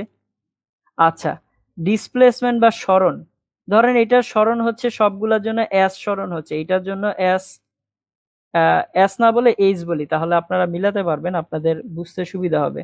ধরেন আমি সবগুলোর জন্য সরণ কত ধরে নিচ্ছি, সবগুলোর জন্য সরণ ধরে নিচ্ছি এইচ, ঠিক আছে? এখানের জন্য সরণ এইচ, এটার জন্য সরণ এইচ, তার মানে বাকিগুলোর জন্য সরণ এইচ হবে, ঠিক আছে? তাহলে দেখেন ডিসপ্লেসমেন্ট আপনার কত হচ্ছে, ডিসপ্লেসমেন্ট হচ্ছে এই ডিরেকশনে, এবং সেটা কত? এইচ। এবার বল এবং সরণ এই দুইটার মধ্যবর্তী কোণ কত? 90 ডিগ্রি। যদি 90 ডিগ্রি হয় তাহলে ডাব্লিউ এ বি কত হবে? ডাব্লিউ এ বি কত হবে? 0, কারণ cos 90 মানে কত হয়? 0 হয়। কিন্তু সিমিলারলি আমরা একটা বস্তুকে যদি ঘুরাই দড়ি দ্বারা, সেক্ষেত্রে কেন্দ্রমুখী বল এবং ডিসপ্লেসমেন্টের মধ্যবর্তী কোণ 90 ডিগ্রি হয়, ঠিক আছে? সেক্ষেত্রেও কৃতকাজ কত আসে? 0 আসে। যাই হোক, আমাদের কথা এটা না, কথা হচ্ছে যে যদি এ থেকে বিতে নিয়ে যাই, তাহলে আমাদের কৃতকাজ কত আসতেছে? 0। আচ্ছা, এবার যদি বি থেকে সিতে নিয়ে যাই, তাহলে কৃতকাজ কত আসবে? আমি যদি ডাব্লিউ বিসির জন্য চিন্তা করি, তাহলে কৃতকাজ কত হবে? দেখেন বি থেকে সিতে নিয়ে যাচ্ছি, তাহলে বি এর জন্য আপনার এমজি ফোর্স হচ্ছে নিচের ডিরেকশনে, এবং সি এর জন্য এমজি এই ডিসপ্লেসমেন্ট হচ্ছে উপরের দিকে। তাহলে বল এবং সরণ এই দুইটার মধ্যবর্তী কোণ কত ডিগ্রি? 180 ডিগ্রি। তাহলে যদি 180 ডিগ্রি হয়, তাহলে সেটা কত হবে? মাইনাস এমজিএইচ হবে না? একটু আগেই তো দেখে আসলাম, এই যে মাইনাস এমজিএইচ। তাহলে এখানে কত আসবে? ডাব্লিউবিসি এর জন্য, ডাব্লিউবিসি এর জন্য হবে আপনার মাইনাস এমজিএইচ, ঠিক আছে? তাহলে এখানে আমরা বলতে পারি যে কত আসবে? Minus MGH. ক্লিয়ার এইটুকু? আশা করি এইটুকু বুঝতে পারতেছি। ঠিক আছে, এখন ধরেন আমি আমি রাস্তাটাকে ঘুরাই দিলাম। ধরেন এবার এ থেকে আমি ডি তে গিয়ে সি তে যাব। কোথায় যাব? প্রথমে এ থেকে ডি তে যাব, এ থেকে কোথায় যাব? ডি তে যাব, এবং এ থেকে ডি তে গিয়ে এরপরে আমি কোথায় যাব? ডি থেকে সি তে যাব। ক্লিয়ার এইটুকু? তাহলে বলেন এ থেকে যদি আমি ডি তে যাই, আমি যদি এ থেকে ডি তে যাই, তাহলে ওয়ার্ক ডান কত হবে? দেখি কে কত দ্রুত অ্যান্সার দিতে পারেন। দেখেন এ থেকে ডি তে যাওয়ার জন্য ওয়ার্ক ডান কত হবে? যদি এ এর জন্য চিন্তা করি, এ থেকে ডি এর জন্য এমজি কোন দিকে? নিচের ডিরেকশনে। ডি এর জন্য ডিসপ্লেসমেন্ট কোথায়? উপরে। বল এবং সরণের মধ্যবর্তী কোণ কত? 180 ডিগ্রি। তাহলে সেখানে কত আসবে? কত আসবে? মাইনাস এমজিএইচ হবে না? যদি এ থেকে ডি তে যাই, তাহলে এ থেকে ডি তে ডি এর জন্য কত আসতেছে? মাইনাস এমজিএইচ আসতেছে। আচ্ছা, যদি এবার ডি থেকে সি তে যাই, ডি থেকে সি তে যাওয়ার জন্য দেখেন এমজি কোন দিকে? এমজি তো নিচের দিকে। এবার সরণ কোন দিকে হচ্ছে? এই দিকে। তাহলে এইটার মধ্যবর্তী কোণ কত? ডি থেকে সি এর জন্য 90 ডিগ্রি না? এটার মধ্যবর্তী কোণ কত? 90 ডিগ্রি। তাহলে যদি আমি ডি থেকে সি তে যাই, তাহলে কৃতকাজের মান কত আসতেছে? 0। ঠিক আছে, এখানে কত আসবে? ডি থেকে সি এর জন্য 0 আসবে। এবার কথাটা সবাই মনোযোগ দিয়ে দেখি, সবাই কথাটা মনোযোগ দিয়ে দেখবো। দেখেন আমি দুইভাবে সি পয়েন্টে পৌঁছাইছি, আমি দুইভাবে সি পয়েন্টে পৌঁছাইছি। এক হচ্ছে কি, আমি এ থেকে বি হয়ে সিতে গেছি, আরেকটা কি করেছি, আমি এ থেকে ডি হয়ে সিতে আসছি। আচ্ছা, যখন আমি এ থেকে বি হয়ে সিতে গেছি, তখন আমার টোটাল ওয়ার্ক ডান কত? অর্থাৎ আমি যদি বলি ডাব্লিউ এ বি সি, অর্থাৎ এ থেকে বি তে গেছি, বি থেকে সি তে গেছি, সেটার জন্য টোটাল ওয়ার্ক ডান কত? এই দুইটা যোগ করব না? যদি যোগ করি তাহলে কত আসবে? Minus MGH. ক্লিয়ার? আচ্ছা, এরপরে আমি কোথা থেকে কোথায় গেছি? এ থেকে ডি হয়ে সি তে আসছি। তাহলে যদি আমি এ থেকে ডি হয়ে সি তে যাই, এ থেকে ডি হয়ে সি তে যাই, তাহলে আমার ওয়ার্ক ডান কত আসতেছে? Similarly minus MGH. এবার একটা জিনিস চিন্তা করে দেখেন, একবার আমি গেছি এইভাবে, একবার আমি গেছি এইভাবে, বাট দুইটার জন্যই কৃতকাজ কি আসতেছে? একই নাকি ভিন্ন? দুইটার জন্যই কৃতকাজ কি? সেম। দুইটার জন্য এক না? দেখেন এটার জন্য মাইনাস এমজিএইচ এবং এটার জন্য কি আসতেছে? Minus MGH. তাহলে আপনিই বলেন, এই কৃতকাজের মানটা সংরক্ষণশীল বলের জন্য সেটা কি পথের উপর নির্ভর করে? আপনারা সবাই অ্যান্সার দেন। এটা কি পথের উপর নির্ভর করে? সংরক্ষণশীল বলের জন্য কৃতকাজের মান, সংরক্ষণশীল বলের জন্য কৃতকাজের মান কি পথের উপর নির্ভর করে? সবাই দ্রুত বলেন, সংরক্ষণশীল বলের জন্য কৃতকাজের মান কি পথের উপর নির্ভর করে? যে আমি কোন পথে যাচ্ছি সেটার উপর কি নির্ভর করে? করে না কিন্তু, তাই না? এখানে সংরক্ষণশীল বল দ্বারা কৃতকাজের মান পথের উপর নির্ভর করে না। আমি এইভাবে যাই, এ থেকে বি হয়ে সিতে যাই, অথবা এ হতে ডি হয়ে সিতে যাই, আমার ওয়ার্ক ডান কি আসতেছে? সবসময় সেম আসতেছে, একই আসতেছে। যেহেতু পথের উপর নির্ভর করে না, তাই আমরা এই গ্র্যাভিটেশনাল ফোর্স বা মহাকর্ষীয় বলকে আমরা কি বলি? সংরক্ষণশীল বল বলি। কথাটা কি বুঝতে পারছেন? তাই এবার চলে আসেন আবার চার্টে। আমরা কি বলছি? যে এটা কি করে না? পথের উপর সংরক্ষণশীল বল পথের উপর নির্ভর করে না। তাহলে আশা করি এটার কনসেপ্টটা বুঝতে পারতেছেন যে কেন পথের উপর নির্ভর করে না। ওকে, আচ্ছা, এরপরে বলছিলাম যে কৃতকাজের মান সম্পূর্ণরূপে পুনরুদ্ধার করা সম্ভব হয়। এবার এটার উদাহরণটা আসলে প্রথমে দেখলেই বোঝা যায়। দেখেন আমি হচ্ছে এখান থেকে 0, আমি যখন এ পয়েন্টে ছিলাম আমার এনার্জি কত ছিল বা আমার কৃতকাজ কত ছিল? এ থেকে এ পয়েন্টের জন্য যেখানে ছিলাম সেটার জন্য টোটাল এনার্জি কত ছিল? 0 ছিল। আমি যখন এখান থেকে বি হয়ে এতে আসছি, আমার টোটাল এনার্জি কত? 0 না? টোটাল এনার্জি কত? 0।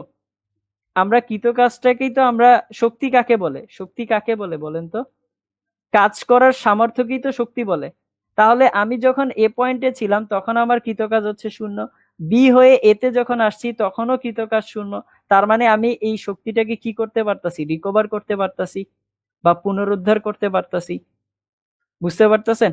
আমি যেখানে ছিলাম সেখানেই যদি ঘুরে ফিরে আসি, আমার এনার্জির কি হচ্ছে না, চেঞ্জ হচ্ছে না। তাহলে আমরা বলতে পারি যে এই সংরক্ষণশীল বল দ্বারা কৃতকাজ কি করা যায়, পুনরুদ্ধার করা যায় বা রিকভার করা যায়। বুঝতে পারছেন? তাহলে আশা করি আমরা সবগুলা পয়েন্ট সম্পর্কে ক্লিয়ার ধারণা নিতে পারতেছি যে আসলে সংরক্ষণশীল বলটা পথের উপর নির্ভর করে না। কেন নির্ভর করে না? ঠিক আছে, এখন একটা জিনিস চিন্তা করেন, যদি আমি এইভাবে যাই, এইভাবে যাচ্ছি, যদি এইভাবে যাই, তাহলে কি আমার কৃতকাজের উপর পথের উপর নির্ভর করবে? তাহলেও কিন্তু করবে না। যদি আমি এইভাবে যাই, তাহলে কি আমার কৃতকাজ ভিন্ন রকম পাবো? পাবো না। যদি আমি এইভাবে যাই, কোনো কিছুতেই কিন্তু সমস্যা নাই, কোনো কিছুতেই সমস্যা নাই, আমি যেভাবে ইচ্ছা সেভাবে যাইতে পারি। সেটা পথের উপর নির্ভর করবে না, সেটা শুধুমাত্র কার উপর ডিপেন্ড করবে, আমার ইনিশিয়াল পজিশন কোথায়, ফাইনাল পজিশন কোথায়, এই দুইটার উপর ডিপেন্ড করবে। আর বাকি যা কিছু আছে, পথ যেমনই হোক, আই ডোন্ট কেয়ার। বুঝতে পারতেছেন? সংরক্ষণশীল বল কি বলে? I don't care. পথ যেমনই হোক না কেন, সে এটার উপরে কেয়ার করেই না। ক্লিয়ার এইটুকু? দেখেন, এটা কিন্তু এমনিতেই বোঝা যাচ্ছে। এটার জন্য কি হবে, এই রেখার জন্য 0 হবে, এটার জন্য 0 হবে। আর টোটাল হাইট গুলাকে যদি আমি যোগ করে ফেলি, তাহলে সে হাইট কি হবে, এইচ হবে। তার মানে ওয়ার্ক ডান কি হবে, mgh ই তো হবে। আচ্ছা, রিজা বলতেছে রিকভারটা আরেকটু দেখেন। এ পয়েন্টে যখন ছিলাম তখন আমার এনার্জি কত ছিল, এনার্জি কত, 0। আবার যখন বি হয়ে এতে আসছি, এ থেকে বি হয়ে এতে আসছি, ওয়ার্ক ডান কত পাচ্ছি, 0। তার মানে সেখানে এনার্জি কত, 0। যেহেতু এখানে এনার্জি 0, তার মানে শুরুতে শুরু করছিলাম কত দিয়ে, 0 দিয়ে। কাজ করে আসার পরেও আমার কত আসতেছে, 0 আসতেছে। তার মানে আমি কি করতে পারতাছি, রিকভার করতে পারতাছি, পুনরুদ্ধার করতে পারতাছি, যা ছিল তাই নিয়ে আসতে পারতাছি। বুঝতে পারছেন? এটাই বলা হয়েছে। আশা করি সবাই এটা ক্লিয়ার হয়েছেন। একটু কমেন্ট করে জানাবেন যে এইখানে কারো কোনো প্রশ্ন আছে কিনা। এগুলা কিন্তু মুখস্থ করার কোনো বিষয় না, আপনি জাস্ট কনসেপচুয়ালি বুঝে যাবেন, আর কিচ্ছু না। দ্রুত সবাই কমেন্ট করে জানান যে আমরা কনজারভেটিভ ফোর্স সম্পর্কে বুঝতে পারছি কিনা, যা বলা হয়েছে সবাই এটা বুঝতে পারছি কিনা, দ্রুত কমেন্ট করে জানাই। সবাই দ্রুত একটু কমেন্ট করে জানান যে আপনারা এটা বুঝতে পারছেন কিনা।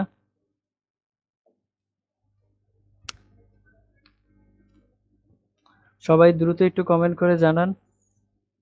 ওকে, ওকে, থ্যাংক ইউ, থ্যাংক ইউ। ঠিক আছে, তাহলে চলেন আমরা সামনের দিকে আগাই। ওকে, এবার আসেন, সামনে কি দেওয়া আছে, অসংরক্ষণশীল বল দেওয়া আছে, অর্থাৎ নন কনজারভেটিভ ফোর্স। তাহলে নন কনজারভেটিভ ফোর্স কি করবে, পথের উপর নির্ভর করবে, তাই না? নন কনজারভেটিভ কি করে, পথের উপর নির্ভর করে। আবার এটা দ্বারা যে আপনার পূর্ণ সাইকেলে কৃতকাজ কত হয়, 0 হয় না, ঠিক না? নন কনজারভেটিভ ফোর্স দ্বারা পূর্ণ চক্রে কৃতকাজ কি হবে না, কখনোই 0 হবে না। এখন আমরা হচ্ছে এই নন কনজারভেটিভ ফোর্স সম্পর্কে আলোচনা করি। ঠিক আছে, ধরেন এইটা হচ্ছে যে আপনাকে একটা টেবিল দেওয়া আছে, এটা কিন্তু ভার্টিক্যাল সারফেস না, এটা কোন ধরনের তল, আনুভূমিক তল। সবাই একটু লিখে রাখবেন অবশ্যই, আনুভূমিক, আনুভূমিক তল। আনুভূমিক তল বলতে কি বুঝি, সাপোজ ধরেন টেবিল, আপনার আপনার টেবিল, আপনার বাসার টেবিলটা কি একটা হরিজন্টাল স্পেসেই তো থাকে, ঠিক না? বা আপনি ফ্লোর চিন্তা করতে পারেন, ঠিক আছে? তো এই ফ্লোরের উপরে বা টেবিলের কথা বলি, যদি টেবিলই নেই এক্সাম্পলটা, ধরেন টেবিল নিলাম, এই টেবিলের একটা কর্নারে, একটা কর্নারে আমি কি রাখছি, এম ভরের বস্তু রাখছি, একটা কর্নারে আমি এম ভরের বস্তু রাখছি। এই কর্নারটা হচ্ছে এ পয়েন্ট। এবার এই কর্নার থেকে এটাকে আমি ঘষে ঘষে ঘষে ঘষে কোথায় নিয়ে আসছি, বি পয়েন্টে নিয়ে আসছি। এবার বি থেকে আবার কোথায় নিয়ে গেছি, সি তে নিয়ে গেছি। এরপরে সি থেকে আবার কোথায় নিয়ে আসছি, ডি তে নিয়ে আসছি। একই ভরের বস্তুটা, মানে ওই এম ভরের বস্তুটাকে আমি কি করছি, এ থেকে বি তে নিয়ে গেছি, বি থেকে সি তে নিয়ে গেছি, সি থেকে ডি তে নিয়ে গেছি। এখন একটা জিনিস চিন্তা করে দেখেন, যে আপনার যে বাসার টেবিল, এটা কি একদম স্মুথ সারফেস? বলতে পারবেন এখানে কোনো ফ্রিকশন নাই? কখনোই কিন্তু বলতে পারবেন না, তাই না? এখানে অবশ্যই ফ্রিকশন আছে, একটু ঘষা দিলেও কিন্তু বোঝা যায়, তাই না? তাহলে এটা যেহেতু ফ্রিকশন আছে, তার মানে ঘর্ষণ টর্ষণ আছে। আর ঘর্ষণ থাকার অর্থটা কি, অসংরক্ষণশীল বল চলে আসে এমনিতেই। ঠিক আছে, তাহলে এখানে আমরা কি দিলাম, যে এখানে আপনার ফ্রিকশন আছে এবং ওই ফ্রিকশনের ভ্যালুটা, ওই ফ্রিকশন আছে কি না এটা আমরা উপস্থিতি বুঝি কিভাবে? মিউ দেখে, তাই না? তাহলে এইখানে আমাদের ওই ফ্রিকশনের গুণাঙ্কটা দেওয়া আছে, কোএফিসিয়েন্ট অফ ফ্রিকশন দেওয়া আছে মিউ। ফ্রিকশনের ঘর্ষণ গুণাঙ্ক দেওয়া আছে কি মিউ। মিউর ভ্যালু আমাদের দরকার নাই, আমরা এমনিতেই জেনারেলাইজ ফরম্যাটে চিন্তা করব। ঠিক আছে, এখন ধরেন এ থেকে বি এর যে দূরত্বটা সেটা দেওয়া আছে ডি। এ থেকে বি এর দূরত্বটা কত দেওয়া আছে? ডি দেওয়া আছে। আবার বি থেকে সি এর দূরত্বটাও কত দেওয়া আছে? ডি দেওয়া আছে। তাহলে বি থেকে সি এর দূরত্ব ডি, তার মানে চারটা কর্নারই কত দূরত্ব করে? ডি দূরত্ব করে আছে। চারটা কর্নারই কত দূরত্ব করে আছে? ডি দূরত্ব করে আছে। আচ্ছা, সাজ্জাদ সারিয়া বলতেছে ফ্রিকশন নাই। তাই নাকি? ফ্রিকশন নাই? ফ্রিকশন না থাকলে আপনি ওই টেবিলের উপরে খাতা কিভাবে রাখেন স্যার? একটু কমেন্ট করে জানাবেন সাজ্জাদ সারিয়া। ফ্রিকশন যদি না থাকে, খাতা কি আপনি যে টেবিলের উপরে খাতা রাখেন সেখানে কি ওই খাতাটা থাকতে পারবে? আপনি কিন্তু নিউটনের বলবিদ্যা কোর্সে আছেন, কোর্সে থাকা সত্ত্বেও এই কমেন্টটা করেছেন, এটার উত্তর আমাকে অবশ্যই দিবেন। ঠিক আছে, সেখানে তো আমরা ফ্রিকশন নিয়ে ডিটেলস আলোচনা করেছি। আচ্ছা দেখেন এইবার, এখন ধরেন আমি এ থেকে এটাকে বি তে নিয়ে আসতেছি এবং বি থেকে কোথায় নিয়ে আসতেছি? সি তে, এবং সি থেকে ডি তে নিয়ে আসতেছি। এখন আমি যদি আপনাকে প্রশ্ন করি, যে এ থেকে বি এর জন্য কৃতকাজ কত হবে, এটাকে আমরা বের করতে পারবো? কোন ফোর্স দ্বারা কৃতকাজ বের করব? ঘর্ষণ বল দ্বারা কৃতকাজ বের করব। অবশ্যই আমাদের কৃতকাজ বের করতে হলে আমাকে কি করতে হবে? নির্দিষ্ট করে দিতে হবে যে কোন ফোর্স দ্বারা কৃতকাজ বের করতে চাচ্ছি। সেটাই আমি এখানে বলতেছি যে ঘর্ষণ বল। একটু আগে কিন্তু আমরা বলেছিলাম যে মহাকর্ষীয় বল দ্বারা, গ্র্যাভিটেশনাল ফোর্স দ্বারা। ওকে, তাহলে এখানে আমরা কি দ্বারা বের করতে চাচ্ছি? ঘর্ষণ বল দ্বারা। এখন ঘর্ষণ বলটা আগে তো বের করতে হবে, কৃতকাজ বের করতে হলে। তাহলে ঘর্ষণ বল আমরা কিভাবে বের করি? এফএস ইজ ইকুয়াল টু কত? মিউ ইন্টু আর। কিভাবে বের করি? মিউ ইন্টু আর। ঠিক আছে, তাইলে মিউর ভ্যালু কত? মিউ। আর এর ভ্যালু কত? নিচে লাগতেছে কি অবিলম্ব প্রতিক্রিয়া, উপরে লাগবে কি অবিলম্ব প্রতিক্রিয়া, নিচে লাগবে কি এমজি। তাহলে আর এর ভ্যালু কত আসবে? এমজি। তাহলে এই ফ্রিকশন ফোর্সের ভ্যালু কত? Mu into MG. এটা তো আমরা জানি, তাই না? তাহলে এবার আসেন, এবার প্রথম কেসটা নিয়ে চিন্তা করি যে আমি ফোর্স দিচ্ছি কোন দিকে? আমি ফোর্স দিচ্ছি এ থেকে বি এর দিকে। ঠিক আছে, তাহলে তার সরণ হচ্ছে কোন দিকে? ডান দিকে। সরণ হচ্ছে কোন দিকে? ডান দিকে, অর্থাৎ হচ্ছে ডি এর দিকে। এই দিকে হচ্ছে সরণ। ঠিক আছে, ডান দিকে সরণ। এবং ফ্রিকশন ফোর্স যদি আমি এ থেকে বি তে নিয়ে আসি, তাহলে ঘর্ষণ বল কোন দিকে কাজ করবে? অবশ্যই সেটা পেছন দিকে কাজ করবে। এখন বলেন, ঘর্ষণ বল এবং দূরত্ব এই দুইটার মধ্যবর্তী কোণ কত ডিগ্রি? কত ডিগ্রি? 180 ডিগ্রি না? যদি ঘর্ষণ বল এবং ডিসপ্লেসমেন্ট এর মধ্যবর্তী কোণ 180 ডিগ্রি হয়, তাহলে কৃতকাজ কি আসবে? নেগেটিভ আসবে। ঠিক আছে, তাহলে আমি যদি বের করতে চাই ডাব্লিউ এ বি দ্বারা কৃতকাজ কত হবে, তাহলে কি লিখবো? Force into displacement. ফোর্স কত? Mu into MG. বলের মান কত? এই টোটালটাই তো বলের মান, ইন্টু কত? ডি। ডিসপ্লেসমেন্ট হচ্ছে ডি, এবং কজ কত ডিগ্রি? কজ হচ্ছে 180 ডিগ্রি। তাহলে কজ 180 এর মান কত? -1। তাহলে এখানে কত আসবে? মাইনাস মিউ এমজি ইন্টু কত? ডি। ওকে, তাহলে ডাব্লিউ এবি দ্বারা কৃতকাজ কত পাচ্ছি? Minus mu MG D. আচ্ছা, এরপরে আসি ডাব্লিউ বিসি। যদি আমি বি থেকে সি তে যাই, এখানেও তো ফ্রিকশন আছে। ফ্রিকশন কিন্তু সব জায়গায় আছে, পুরো সারফেসেই। তাহলে ডাব্লিউ বি থেকে সি তে গেলে সেক্ষেত্রে কৃতকাজ কত হবে? দেখেন, ডিসপ্লেসমেন্ট কোন দিকে হচ্ছে? ডিসপ্লেসমেন্ট হচ্ছে বা সরণ হচ্ছে উপরের দিকে। ফ্রিকশন লাগবে কোন দিকে? যদি আমি এটাকে ঘষা দিয়ে উপরের দিকে নিয়ে যেতে চাই, তাহলে ফ্রিকশন লাগবে পেছন দিকে। তাহলে ফোর্স এবং ডিসপ্লেসমেন্ট এই দুইটার মধ্যবর্তী কোণ কত ডিগ্রি? 180 ডিগ্রি। তাহলে 180 ডিগ্রি হলে ফোর্স তো সেম, ওই যে মাইনাস মিউ এম জি, আর ডিসপ্লেসমেন্ট ডি। তাহলে এখানেও কি আসবে? Minus mu M g into কত? ডি। ক্লিয়ার? তারপরে আসি ডাব্লিউ সি টু ডি। যদি সি থেকে ডি তে যেতে চাই, তাহলে সি থেকে ডি তে যেতে গেলে আমাদের ওয়ার্ক ডান কত আসবে, সেটা কিভাবে বের করতে পারি? তাহলে WCD লিখবো। তাহলে WCD এর জন্য ওয়ার্ক ডান কত হবে? দেখেন, এবার এখান থেকে এখানে নিয়ে আসতেছি, তাই না? তাহলে এখান থেকে যদি ঘষা দিয়ে এখানে নিয়ে আসি, আপনার ঘর্ষণ বল কোন দিকে কাজ করবে? আপনি যেদিকে যাচ্ছেন তার বিপরীত দিকে। সি থেকে ডি তে যাচ্ছেন, তার বিপরীত দিকে লাগবে ফ্রিকশন ফোর্স। আর ডিসপ্লেসমেন্ট কোন দিকে? ডান দিকে। তাহলে মধ্যবর্তী অ্যাঙ্গেল কত? আবারও 180 ডিগ্রি। যেহেতু আবারও 180 ডিগ্রি, তার মানে সেম মান আসবে মিউ এম জি ডি, তাই না? এই রিয়া কেন বলতেছে যে 90 ডিগ্রি? আমরা তো গ্র্যাভিটেশনাল ফোর্স নিয়ে আলোচনা করতেছি না রিয়া, কি নিয়ে আলোচনা করতেছি? ফ্রিকশন ফোর্স নিয়ে, তাই না? ফ্রিকশন ফোর্স দ্বারা ওয়ার্ক ডান বের করতে যাচ্ছি, তাহলে সেটা কত আসবে? 180 ডিগ্রি কিন্তু হবে। ঠিক আছে, তারপরে আবার ডি থেকে যদি এতে আসি, ডাব্লিউ ডি টু এ, ডি থেকে এতে আসলে আমার ওয়ার্ক ডান কত আসবে? দেখেন, ডি থেকে এতে আসতে চাচ্ছি, তাহলে ডি থেকে এতে আসতে চাইলে আমার ডিসপ্লেসমেন্ট কোন দিকে হচ্ছে? নিচের দিকে। আচ্ছা, ফোর্স কোন দিকে লাগবে? ফ্রিকশন, ঘর্ষণ। আমি যদি ডি থেকে এতে নিয়ে আসি ঘষা দিয়ে, তাহলে ফ্রিকশন কোন দিকে লাগবে? ঘর্ষণ তো পেছন দিকে লাগবে, তাই না? তাহলে এটা লাগবে পেছন দিকে। তাহলে এদের মধ্যবর্তী কোণ কত? 180 ডিগ্রি। তাহলে আবারও আমি কত পাবো? Minus mu M g into d. এখন দেখেন আমি কি করেছি, এ থেকে বিতে গেছি, বি থেকে সিতে গেছি, সি থেকে ডিতে গেছি, ডি থেকে আবার এতে আসছি। এবার টোটাল ওয়ার্ক ডান কত? ডাব্লিউ এ, এ থেকে বি, বি থেকে সি, সি থেকে ডি, ডি থেকে A. W A B C D A এর জন্য ওয়ার্ক ডান কত আসবে? Minus mu M G D, minus mu M G D, minus mu M G D, minus mu M G D. তাহলে minus mu M G D, minus mu M G D, minus mu M G D, এবং কি আসবে? Minus mu M G D. তাহলে কয়টা mu M G D হচ্ছে? 4টা mu M G D হচ্ছে। তার মানে W A B C D A, এটা দ্বারা ওয়ার্ক ডান কত পাচ্ছি? -4 mu M g into d. তাহলে দেখেন আমি কত পাচ্ছি? ক্লোজ লুপ দ্বারা, এটা তো একটা ক্লোজ লুপ, তাই না? আমি যেখান থেকে শুরু করেছি সেখানেই চলে আসছি ঘুরে ঘুরে। এই ক্লোজ লুপ দ্বারা ওয়ার্ক ডান কত পাচ্ছি?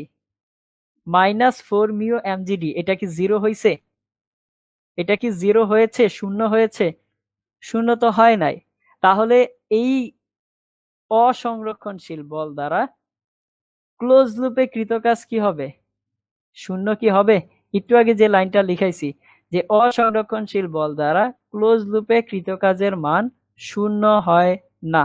তাহলে এখানেও তো আমরা প্রুফটা পাচ্ছি যে অসংরক্ষণশীল বল কোন ধরনের বল ছিল? ঘর্ষণ বল। তাহলে এই ঘর্ষণ বল দ্বারা ক্লোজ লুপে কৃত কাজ কি? Non zero. তাহলে F vector dot DS vector কত পাচ্ছি? নন জিরো পাচ্ছি। কথাটা কি বুঝতে পারতেছি? হুম, সবাই বুঝতে পারতেছি এই কনসেপ্টটা? তাহলে এটা কি করবে না? অসংরক্ষণশীল বল পথের উপর নির্ভর করবে না। আচ্ছা, পথের উপর না মানে হচ্ছে যে পূর্ণ চক্রের কৃতকাজ কি হবে না? শূন্য হবে না। তাহলে পথের উপর নির্ভর করে কি করে না সেটা চেক করব কিভাবে? ধরেন আমি যদি আপনাদের বলি যে আপনি এ থেকে বি হয়ে সি হয়ে ডিতে আসেন, আপনি কোথা থেকে কোথায় যাবেন? এ থেকে বি হয়ে সি হয়ে ডিতে আসবেন, আবার এ থেকে ডিতে যাবেন। এই দুইটা দ্বারা কৃতকাজ কি সেম হবে? সেম হবে। সাপোজ ধরেন আপনি যদি এ থেকে, আমি এটা এইখানে লিখতেছি, ধরেন এ থেকে বি হয়ে সি হয়ে ডি তে যদি যান, তাহলে ওয়ার্ক ডান কত আসবে? Minus mu m g d, minus mu m g d, minus mu m g d. তাহলে কত আসবে? -3 মিউ এম জি ইন্টু কত? ডি। ঠিক আছে। আর যদি আপনি সরাসরি এ থেকে ডি তে যান, এ থেকে যদি ডি তে যান, তাহলে ওয়ার্ক ডান কত আসবে? Minus minus mu M G D. কত আসবে? Minus mu M G D. এ থেকে আপনি সরাসরি ডি তে গিয়েছেন, তাহলে এর জন্য আপনার ফোর্স ডিসপ্লেসমেন্ট উপরের দিকে, ফ্রিকশনাল ফোর্স তো নিচের দিকে, সে 180 ডিগ্রি হবে। আপনার সেটা কত আসবে? Minus mu M G d হবে। তাহলে এই যে দেখেন দুইটার জন্য অ্যান্সার কত পাচ্ছেন? দুই রকম পাচ্ছেন। তাহলে এটা আপনি কি বলতে পারেন? যে পথের উপর নির্ভর করে না। এটা থেকে আপনি কি বলতে পারেন? পথের উপর উপর নির্ভর করে না। আপনি কিন্তু ডি পয়েন্টই গেছেন, বাট দুই ভাবে গেছেন। একবার হচ্ছে এ থেকে বি হয়ে সি হয়ে ডি তে গেছেন, আবার হচ্ছে এ থেকে ডিরেক্ট ডি তে গেছেন। তাহলে দুইটার জন্য অ্যান্সার কি পাচ্ছেন? দুই রকম পাচ্ছেন।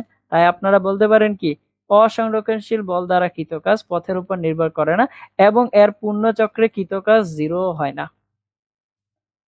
সবাই কি বুঝতে পারছেন? সবাই একটু কমেন্ট করে জানাবেন যে আপনারা এটা বুঝতে পারছেন কিনা। আশা করি এটা এবার ক্লিয়ার হয়ে যাওয়ার কথা যে সংরক্ষণশীল বল এবং অসংরক্ষণশীল বলের মধ্যে পার্থক্যটা আসলে কোথায়। সবাই একটু কমেন্ট করে জানাবেন যে এটা ক্লিয়ার হয়েছেন কিনা। আশা করি এটা হচ্ছে একটা best method to understand the difference between conservative force and non conservative force. Okay, Riya Chowdhury বলেছে জি ভাইয়া। বাকিরা আপনারা সবাই বুঝতে পারছেন কিনা একটু দ্রুত কমেন্ট করে জানান। সবাই এই কনজারভেটিভ ফোর্স এবং নন কনজারভেটিভ ফোর্সের ডিফারেন্সটা বুঝতে পারছে কিনা একটু কমেন্ট করে জানাবেন, ঠিক আছে? আশা করি আমি যে কথাগুলো বলেছি সবগুলো কথা আপনারা মিলিয়ে দেখেছেন যে ঠিক আছে কিনা, ঠিক আছে? দেখেন এখানে তো রিকভার হবেই না, এখানে কি রিকভার হবে? হবে না। কিন্তু দেখেন আপনি এ পয়েন্ট থেকে শূন্য ওয়ার্ক ডান নিয়ে যাত্রা শুরু করেছেন, যখন ঘুরে ফিরে আবার এই পয়েন্টে আসেন আপনার ওয়ার্ক ডান কত হচ্ছে? -4 মিউ এমজিডি। তাহলে রিকভার কোথায় হইলো?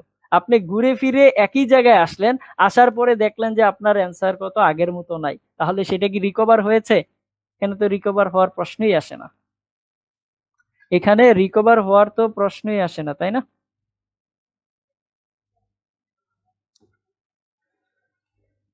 তাহলে অসংরক্ষণশীল বল দ্বারা কৃতকাজ কি পথের উপর নির্ভর করে, ঠিক আছে? আচ্ছা, আমি এখানে করে না বলছি, তাহলে এটা ভুল লিখে ফেলেছি। আপনারা সবাই এটা ঠিক করে নেন যে পথের উপর নির্ভর করে। ধন্যবাদ, ধন্যবাদ রিজা। আশা করি সবাই এটা আমরা বুঝতে পেরেছি। ক্লিয়ার? ওকে, অনেকেই কমেন্ট করে বলেছে যে ক্লিয়ার। সবাইকে ধন্যবাদ, ঠিক আছে? তাহলে চলেন আমরা আমাদের নেক্সট টপিক্সে চলে যাই। আর এই টপিক্স দুইটা কিন্তু মোস্ট ইম্পর্টেন্ট দুইটা টপিক্স, ঠিক আছে? খুবই ইম্পর্টেন্ট দুইটা টপিক্স। এই দুইটা টপিক্স কিন্তু খুব ভালো করে বুঝে বুঝে পড়বেন। যা পড়াইছি আরবার বাসায় হচ্ছে যে আপনি ভালো করে বুঝে তারপরে সেটা প্র্যাকটিস করবেন, ঠিক আছে? আর এখান থেকে কোশ্চেন যদি আসে যে দেখাও যে অসংরক্ষণশীল বল দ্বারা, বা ব্যাখ্যা করো, 2 নম্বরে আসে না অনুধাবন প্রশ্ন যে অসংরক্ষণশীল বল দ্বারা কৃতকাজ শূন্য হয় না, তাহলে আপনি ডিরেক্ট এই প্রুফগুলো দিয়ে দিবেন। যা আপনাকে করাইছি সেগুলো দিবেন, আপনারা মুখস্থ কোনো কিছু লিখতে যাবেন না। যা বুঝতে পারছেন, যা এক্সাম্পল দিয়ে বুঝাইছি ওই জিনিসগুলো আপনি হুবহু লিখবেন, মার্কস কাটার কোনো অপশন থাকবে না, ঠিক আছে? আপনার এই বেটার মার্কস কেউ কাটতে পারবে না, বরঞ্চ আরো ভালো হবে আপনি যদি এগুলো দিয়ে বুঝিয়ে দিতে পারেন। ক্লিয়ার? তাহলে চলেন আমরা সামনের দিকে আগাই।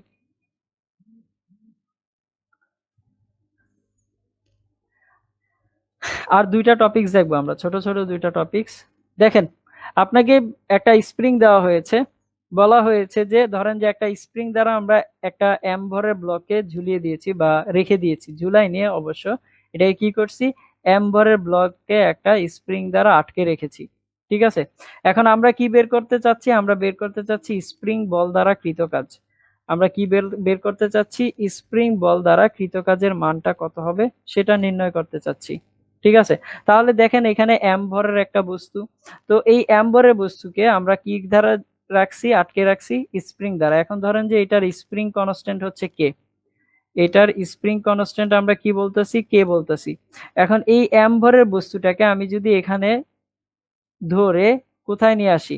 এখানে নিয়ে আসি, এটাকে তার কি বলতেছি? তার ন্যাচারাল লেন্থ বা স্বাভাবিক অবস্থা বলতেছি।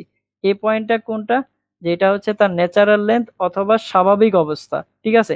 তো এই স্বাভাবিক অবস্থা থেকে আমি কি করলাম? এটাকে ডিসপ্লেসমেন্ট করালাম বা সরণ করালাম, টেনে এটাকে কোথায় আনছি? এইখানে নিয়ে আসছি, ঠিক আছে? তাহলে টেনে কোথায় নিয়ে আসছি? এই পয়েন্টে নিয়ে আসছি। যদি এই পয়েন্টে নিয়ে আসি তাহলে এখানে ডিসপ্লেসমেন্ট কত হবে? এক্স আই ক্যাপ হবে। সাপোজ আমি ইনিশিয়ালি কত ডিসপ্লেসমেন্ট করাইছি? ন্যাচারাল লেন্থ থেকে এখানে নিয়ে আসছি। তাহলে আপনারা বলেন তো এটার যে স্প্রিং ফোর্স আছে ওই স্প্রিং ফোর্স কোন দিকে লাগবে? স্প্রিং ফোর্স কোন দিকে লাগবে? অবশ্যই সেটা কি করবে? অপোজিট ডিরেকশনে কাজ করবে, তাই না? তাহলে যেদিকে ডিসপ্লেসমেন্ট করাই ঠিক সেই দিকে কি তার অপোজিট দিকে কি করবে? স্প্রিং ফোর্স কাজ করবে। তাহলে সেই স্প্রিং ফোর্সের মান কত আসবে? এফ এস পি সমান সমান কত হবে? কে এক্স এর সমান হবে, তাই না? সেটা কত হবে? মাইনাস কে এক্স এর সমান হবে, কারণ বিপরীত দিকে আমি ফোর্স যেদিকে দিচ্ছি বা ডিসপ্লেসমেন্ট যেদিকে করাচ্ছি তার বিপরীত দিকে লাগবে হচ্ছে স্প্রিং ফোর্স। এটা কার ল থেকে আমরা জানতাম যে এফ এস পি সমান সমান মাইনাস কে এক্স, এটা ছিল আমাদের সেই ওই যে হুকের সূত্র, তাই না? সেটা কি ছিল? হুকের সূত্র বা হুক বলেছিল এই কথাটা। ঠিক আছে, তো এখন দেখেন আমি তাকে কোথা থেকে ডিসপ্লেসমেন্ট করাচ্ছি? স্বাভাবিক অবস্থা থেকে। অবশ্যই মাথায় রাখবেন এটা ডিসপ্লেসমেন্ট যেটা হচ্ছে সেটা স্বাভাবিক অবস্থা থেকে হচ্ছে। ঠিক আছে, এবার আমি কি করলাম, এই এক্স ইনিশিয়াল থেকে আরো ডিসপ্লেসমেন্ট করালাম, সেটাকে আরো সরণ ঘটায় কোথায় নিয়ে আসছি? এখানে নিয়ে আসছি। এটাকে বললাম হচ্ছে তার এক্স ফাইনাল। কি বলতেছে? সেটা তার এক্স ফাইনাল। ঠিক আছে, তাহলে যদি এইটুকু এখান থেকে যদি এইটা হয় এক্স ফাইনাল, আমি কোথা থেকে মেজার করতেছি? আই রিপিট এগেন, আমি মেজার করতেছি কোথা থেকে? স্বাভাবিক অবস্থা থেকে। স্বাভাবিক অবস্থা থেকে ইনিশিয়ালি এখানে নিয়ে আসছিলাম, আবার আমি এখান থেকে কোথায় নিয়ে আসছি? এখানে নিয়ে আসছি। তাহলে ওইটাও আমি মেজার করতেছি কোথা থেকে? স্বাভাবিক অবস্থা থেকে। মাইন্ড ইট, এই কথাটা সবাই মনে রাখবেন যে এই দুইটা ক্যালকুলেশন হচ্ছে স্বাভাবিক অবস্থা থেকে। ঠিক আছে, যদি স্বাভাবিক অবস্থা থেকে মেজার করি, এবার আপনাকে যদি ওয়ার্ক ডান বের করতে বলা হয় তাহলে কি আপনি পারবেন না? অবশ্যই বের করতে পারবেন। এখন আমরা কি জানি স্প্রিং ফোর্স কোন ধরনের ফোর্স? সবাই দ্রুত কমেন্ট করে বলেন তো, স্প্রিং ফোর্স ভেরিয়েবল ফোর্স নাকি কনস্ট্যান্ট ফোর্স? দেখি কে কত দ্রুত এটার অ্যান্সার দিতে পারেন যে স্প্রিং ফোর্স ভেরিয়েবল ফোর্স নাকি কনস্ট্যান্ট ফোর্স। স্প্রিং বল কোন ধরনের বল? কনস্ট্যান্ট বল, ধ্রুব বল, নাকি হচ্ছে পরিবর্তনশীল বল? ওকে, দেখি কে কত দ্রুত অ্যান্সার দিতে পারেন। স্প্রিং ফোর্স কোন ধরনের ফোর্স? আই রিয়া চৌধুরী বলতেছে কনস্ট্যান্ট ফোর্স। স্প্রিং ফোর্স কি কনস্ট্যান্ট ফোর্স? আচ্ছা, রিয়া চৌধুরী কি বললেন এটা আপনি? Variable force. কারণটা কি দেখেন, স্প্রিং ফোর্সের মান কার উপর ডিপেন্ড করে? এক্স এর উপর ডিপেন্ড করে। কিন্তু স্প্রিং ফোর্সের মান কার উপর ডিপেন্ড করে? এক্স এর উপরে। আমি যদি এক্স এর সরণ ঘটাই, 1 মিটার সরণ ঘটাই, তাহলে ফোর্সের মান কি হবে? একরকম হবে। যদি 2 মিটার ঘটাই, 3 মিটার ঘটাই, তাহলে এক এক রকম হবে। তার মানে আমি এক্স এর ভ্যালু যত ভেরি করব, স্প্রিং ফোর্সের ভ্যালু কি হবে? ভেরিয়েবল হবে। তার মানে স্প্রিং ফোর্স কোন ধরনের ফোর্স? পরিবর্তনশীল বল। ঠিক আছে, তাহলে এবার আসেন পরিবর্তনশীল বল দ্বারা যদি আমি কৃতকাজ নির্ণয় করতে চাই, তাহলে সেক্ষেত্রেও কৃতকাজ কিভাবে নির্ণয় করতে হবে? ইন্টিগ্রেশনের মাধ্যমে, তাই না? তাহলে এখানে আমাকে কি করতে হবে? যদি স্প্রিং ফোর্স ডব্লিউএসপি দ্বারা আমরা ওয়ার্ক ডান বের করতে চাই, তাহলে আমাকে কি করতে হবে? অবশ্যই ইন্টিগ্রেশন প্রসেসে যেতে হবে। তাহলে ইন্টিগ্রেশন প্রসেসে যদি যাই, তাহলে এখানে কি আসবে? এফ এসপি ইন্টু কত? ইন্টু কত আসবে? কোন দিকে ডিসপ্লেসমেন্ট হচ্ছে? এক্স দিকে ডিসপ্লেসমেন্ট হচ্ছে না? তাহলে এফ এসপি ইন্টু ডিএক্স। তাহলে এফ এসপির ভ্যালু কত? এফ এসপির ভ্যালু কত? Minus K x. Minus K x into কত? ডিএক্স। ঠিক আছে, তাহলে এবার মাইনাস কেটাকে আমি বাহির করে নিয়ে আসতে পারি, তাহলে এক্স ডিএক্স। এবার বলেন লিমিট কোথা থেকে কোথায় হবে? ইনিশিয়াল পজিশন থেকে কোথায় হবে? ফাইনাল পজিশনের দিকে। তাহলে এক্স আই টু কি হবে? এক্স এফ হবে, তাই না? লিমিট কোথা থেকে কোথায় হবে? আমি ইনিশিয়াল পজিশন থেকে ফাইনাল পজিশনে যাচ্ছি, তাহলে এক্স আই থেকে এক্স এফ। তাহলে এখান থেকে আমরা মাইনাস কে সমান সমান কি বলতে পারি? এটাকে ইন্টিগ্রেশন কি করলে কি আসবে? এক্স স্কোয়ার বাই টু আসবে। তাহলে এটাকে যদি ইন্টিগ্রেশন করি, তাহলে এক্স স্কোয়ার বাই টু, এখানে আসবে কত? X initial to x final. তাহলে এবার এইটার ক্যালকুলেশন করলে কি আসবে? এটাকে যদি আমি হাফটাকে বাহির করে নিয়ে আসতে পারি, তাহলে যদি আমি একবারে লিখতে চাই, তাহলে কি লিখতে পারি? এখান থেকে লিখতে পারি যে মাইনাস কে হাফ কে এক্স ফাইনাল স্কোয়ার মাইনাস কি আসবে? X initial square. তাহলে এটাই হচ্ছে কি স্প্রিং ফোর্স দ্বারা কৃতকাজ। তাহলে স্প্রিং ফোর্স দ্বারা কৃতকাজ আমরা কত পাচ্ছি? Minus K X final square minus X initial square. Clear এইটুকু? আচ্ছা, অবশ্যই এটা আমরা কোথা থেকে মেজার করতেছি? এটা নির্ণয় করতেছি হচ্ছে স্বাভাবিক অবস্থা থেকে। তাই সবাই এটা স্টার দিয়ে লিখে রাখবেন, এটা সব সময় নির্ণয় করা হচ্ছে স্বাভাবিক অবস্থা থেকে। সব সময়, সব সময় স্বাভাবিক অবস্থা থেকে নির্ণয় করা হচ্ছে। অর্থাৎ এই অধ্যায়ের জন্য আমরা যদি আবার পর্যায়বৃত্ত গতিতে চলে যাই, তখন সেইটা স্প্রিং ফোর্স আর কি স্প্রিং বল দ্বারা যদি আমি টাইম পিরিয়ড বের করতে চাই, তাহলে সেটা আমরা আবার থাকে মেজার করি না, আপনার স্বাভাবিক অবস্থা থেকে মেজার করি না। সেখানে ওইটার ক্ষেত্রে আমরা মেজার করি হচ্ছে মিন পজিশন থেকে। ঠিক আছে, তাহলে আমরা এই অধ্যায়ের জন্য সবসময় কি বলবো? যে সবসময় নির্ণয় করা হয় কোথা থেকে? স্বাভাবিক অবস্থা থেকে। স্বাভাবিক অবস্থা থেকে।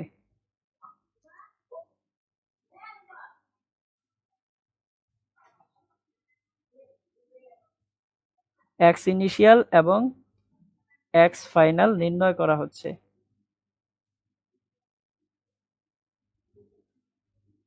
এটা কোন অধ্যায়ের জন্য মাথায় রাখবেন? এটা মাথায় রাখবেন যে কাজ ক্ষমতা শক্তির জন্য অথবা আমরা নিউটনের বলবিদ্যা, এই দুইটা অধ্যায়ের জন্য আমরা এটা ইউজ করে থাকি। ঠিক আছে? আচ্ছা, তারপরে দেখেন, এখন কথা হচ্ছে যে সবসময় এক্স ইনিশিয়াল এবং ন্যাচারাল লেন্থ এই দুইটা জায়গা হচ্ছে যে একই হতে পারে, মাঝে মাঝে আপনার এক হতে পারে। আমি যদি একটা জেনারেলাইজ কথা বলি, ধরেন ন্যাচারাল লেন্থ যেটা, আমি ন্যাচারাল লেন্থ স্বাভাবিক অবস্থা এবং ইনিশিয়াল পজিশন দুইটা যদি সেম ধরি, তাহলে এক্স এর মান কত আসবে? এক্স ইনিশিয়াল কত হবে? 0 হবে না? যদি আমি জেনারেল কথা বলি, সাপোজ ধরেন যে আমি এইটার কথা বলতেছি যে এক্স ইনিশিয়াল এবং হচ্ছে যে ন্যাচারাল লেন্থ দুইটা একই পয়েন্টে আছে, তাহলে দুইটা একই পয়েন্টে আছে এটা কিভাবে বোঝা যায়? কারণ আমি যদি এখানে চিত্রটা এঁকে দেই, তাহলে আমরা বুঝতে পারি যে এটা হচ্ছে আমাদের স্প্রিং। তো এইখানে হচ্ছে যে আমি ব্লকটাকে ঝুলায় আটকে রাখছি। তো এই পয়েন্টটাই হচ্ছে আমার কি অ্যাম্বরের, এইটাই হচ্ছে এক্স ইনিশিয়াল পয়েন্ট, এটাই হচ্ছে ন্যাচারাল লেন্থ পয়েন্ট। ঠিক আছে? এরপরে আমি এটাকে ডিসপ্লেসমেন্ট করে কোথায় নিয়ে আসছি?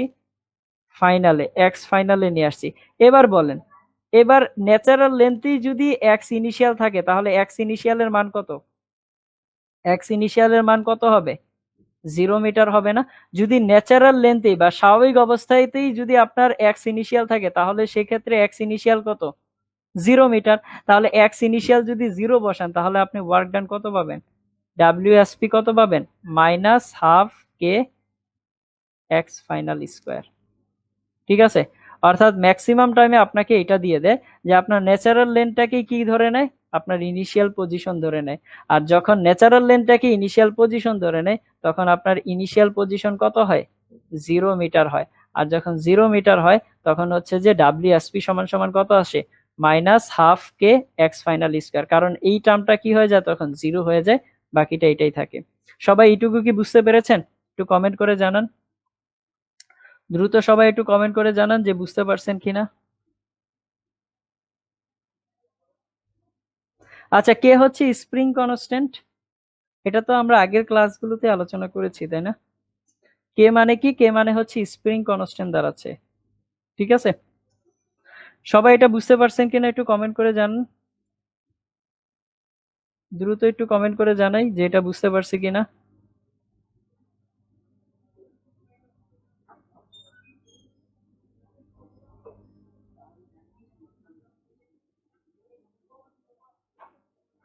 সবাই একটু কমেন্ট করে জানান যে বুঝতে পারছেন কিনা।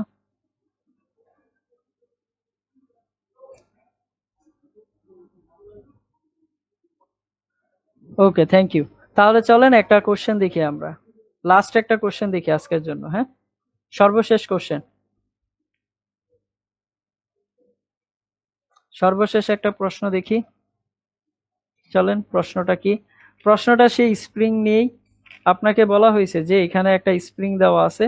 ঠিক আছে? আপনাকে এই স্প্রিংটাতে একটা ব্লককে হচ্ছে যে আটকে রাখা হয়েছে। ধরেন এই স্প্রিং কনস্ট্যান্টের মান দেওয়া আছে 200 নিউটন মিটার। স্প্রিং কনস্ট্যান্টের মান কত দেওয়া আছে? 200 নিউটন মিটার। এবং এম ভরের একটা ব্লক রাখা আছে। ঠিক আছে? ধরেন এটাই হচ্ছে তার ন্যাচারাল লেন্থ, এটা কি তার স্বাভাবিক অবস্থা। এই স্বাভাবিক অবস্থা থেকে এটাকে 2 সেন্টিমিটার ডিসপ্লেসমেন্ট করা হয়েছে। কত সেন্টিমিটার?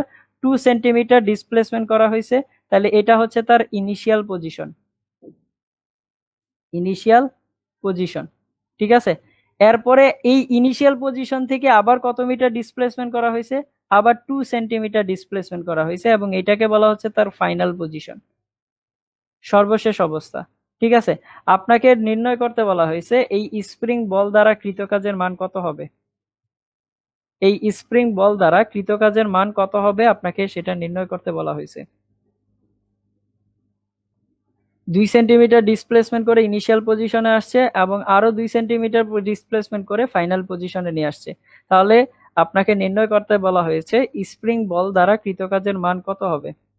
চলেন সবাই আমরা এটা একসাথে করি। সবার আগে আমাকে বলেন যে ফার্স্ট, দ্রুত বলবেন, এটাই যেহেতু লাস্ট কোশ্চেন, বলেন যে প্রশ্নটা বুঝতে পারছি কিনা। সবাই দ্রুত একটু কমেন্ট করে বলেন যে প্রশ্নটা বুঝা গেছে কিনা, জাস্ট এইটুকু কমেন্ট করে বলেন। সবাই দ্রুত একটু কমেন্ট করে বলেন যে আমরা প্রশ্নটা বুঝতে পারছি কিনা। ওকে, সবাই একটু দ্রুত কমেন্ট করে বলেন যে প্রশ্নটা বুঝা গেছে কিনা।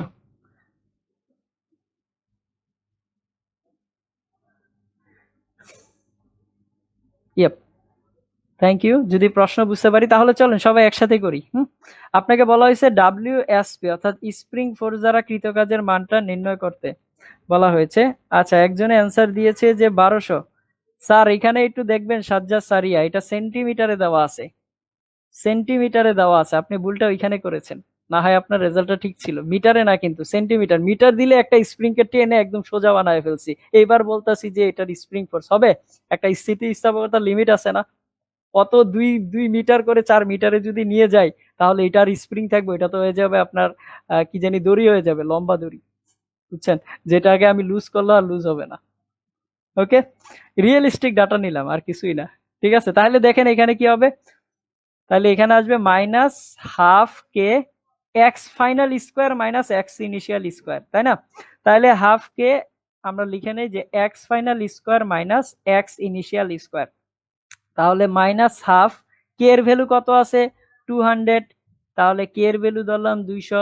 এক্স ফাইনাল কত, এক্স ফাইনাল কি 2 মিটার নাকি 4 মিটার?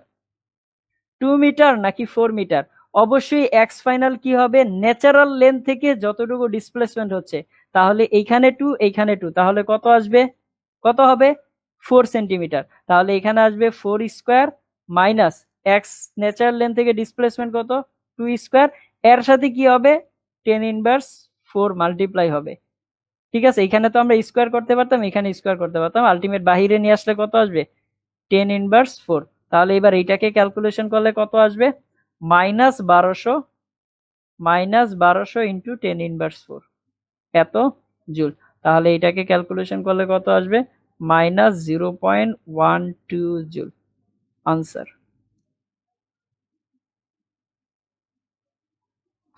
সবাই একটু কমেন্ট করে জানাবেন বুঝতে পারছেন কিনা।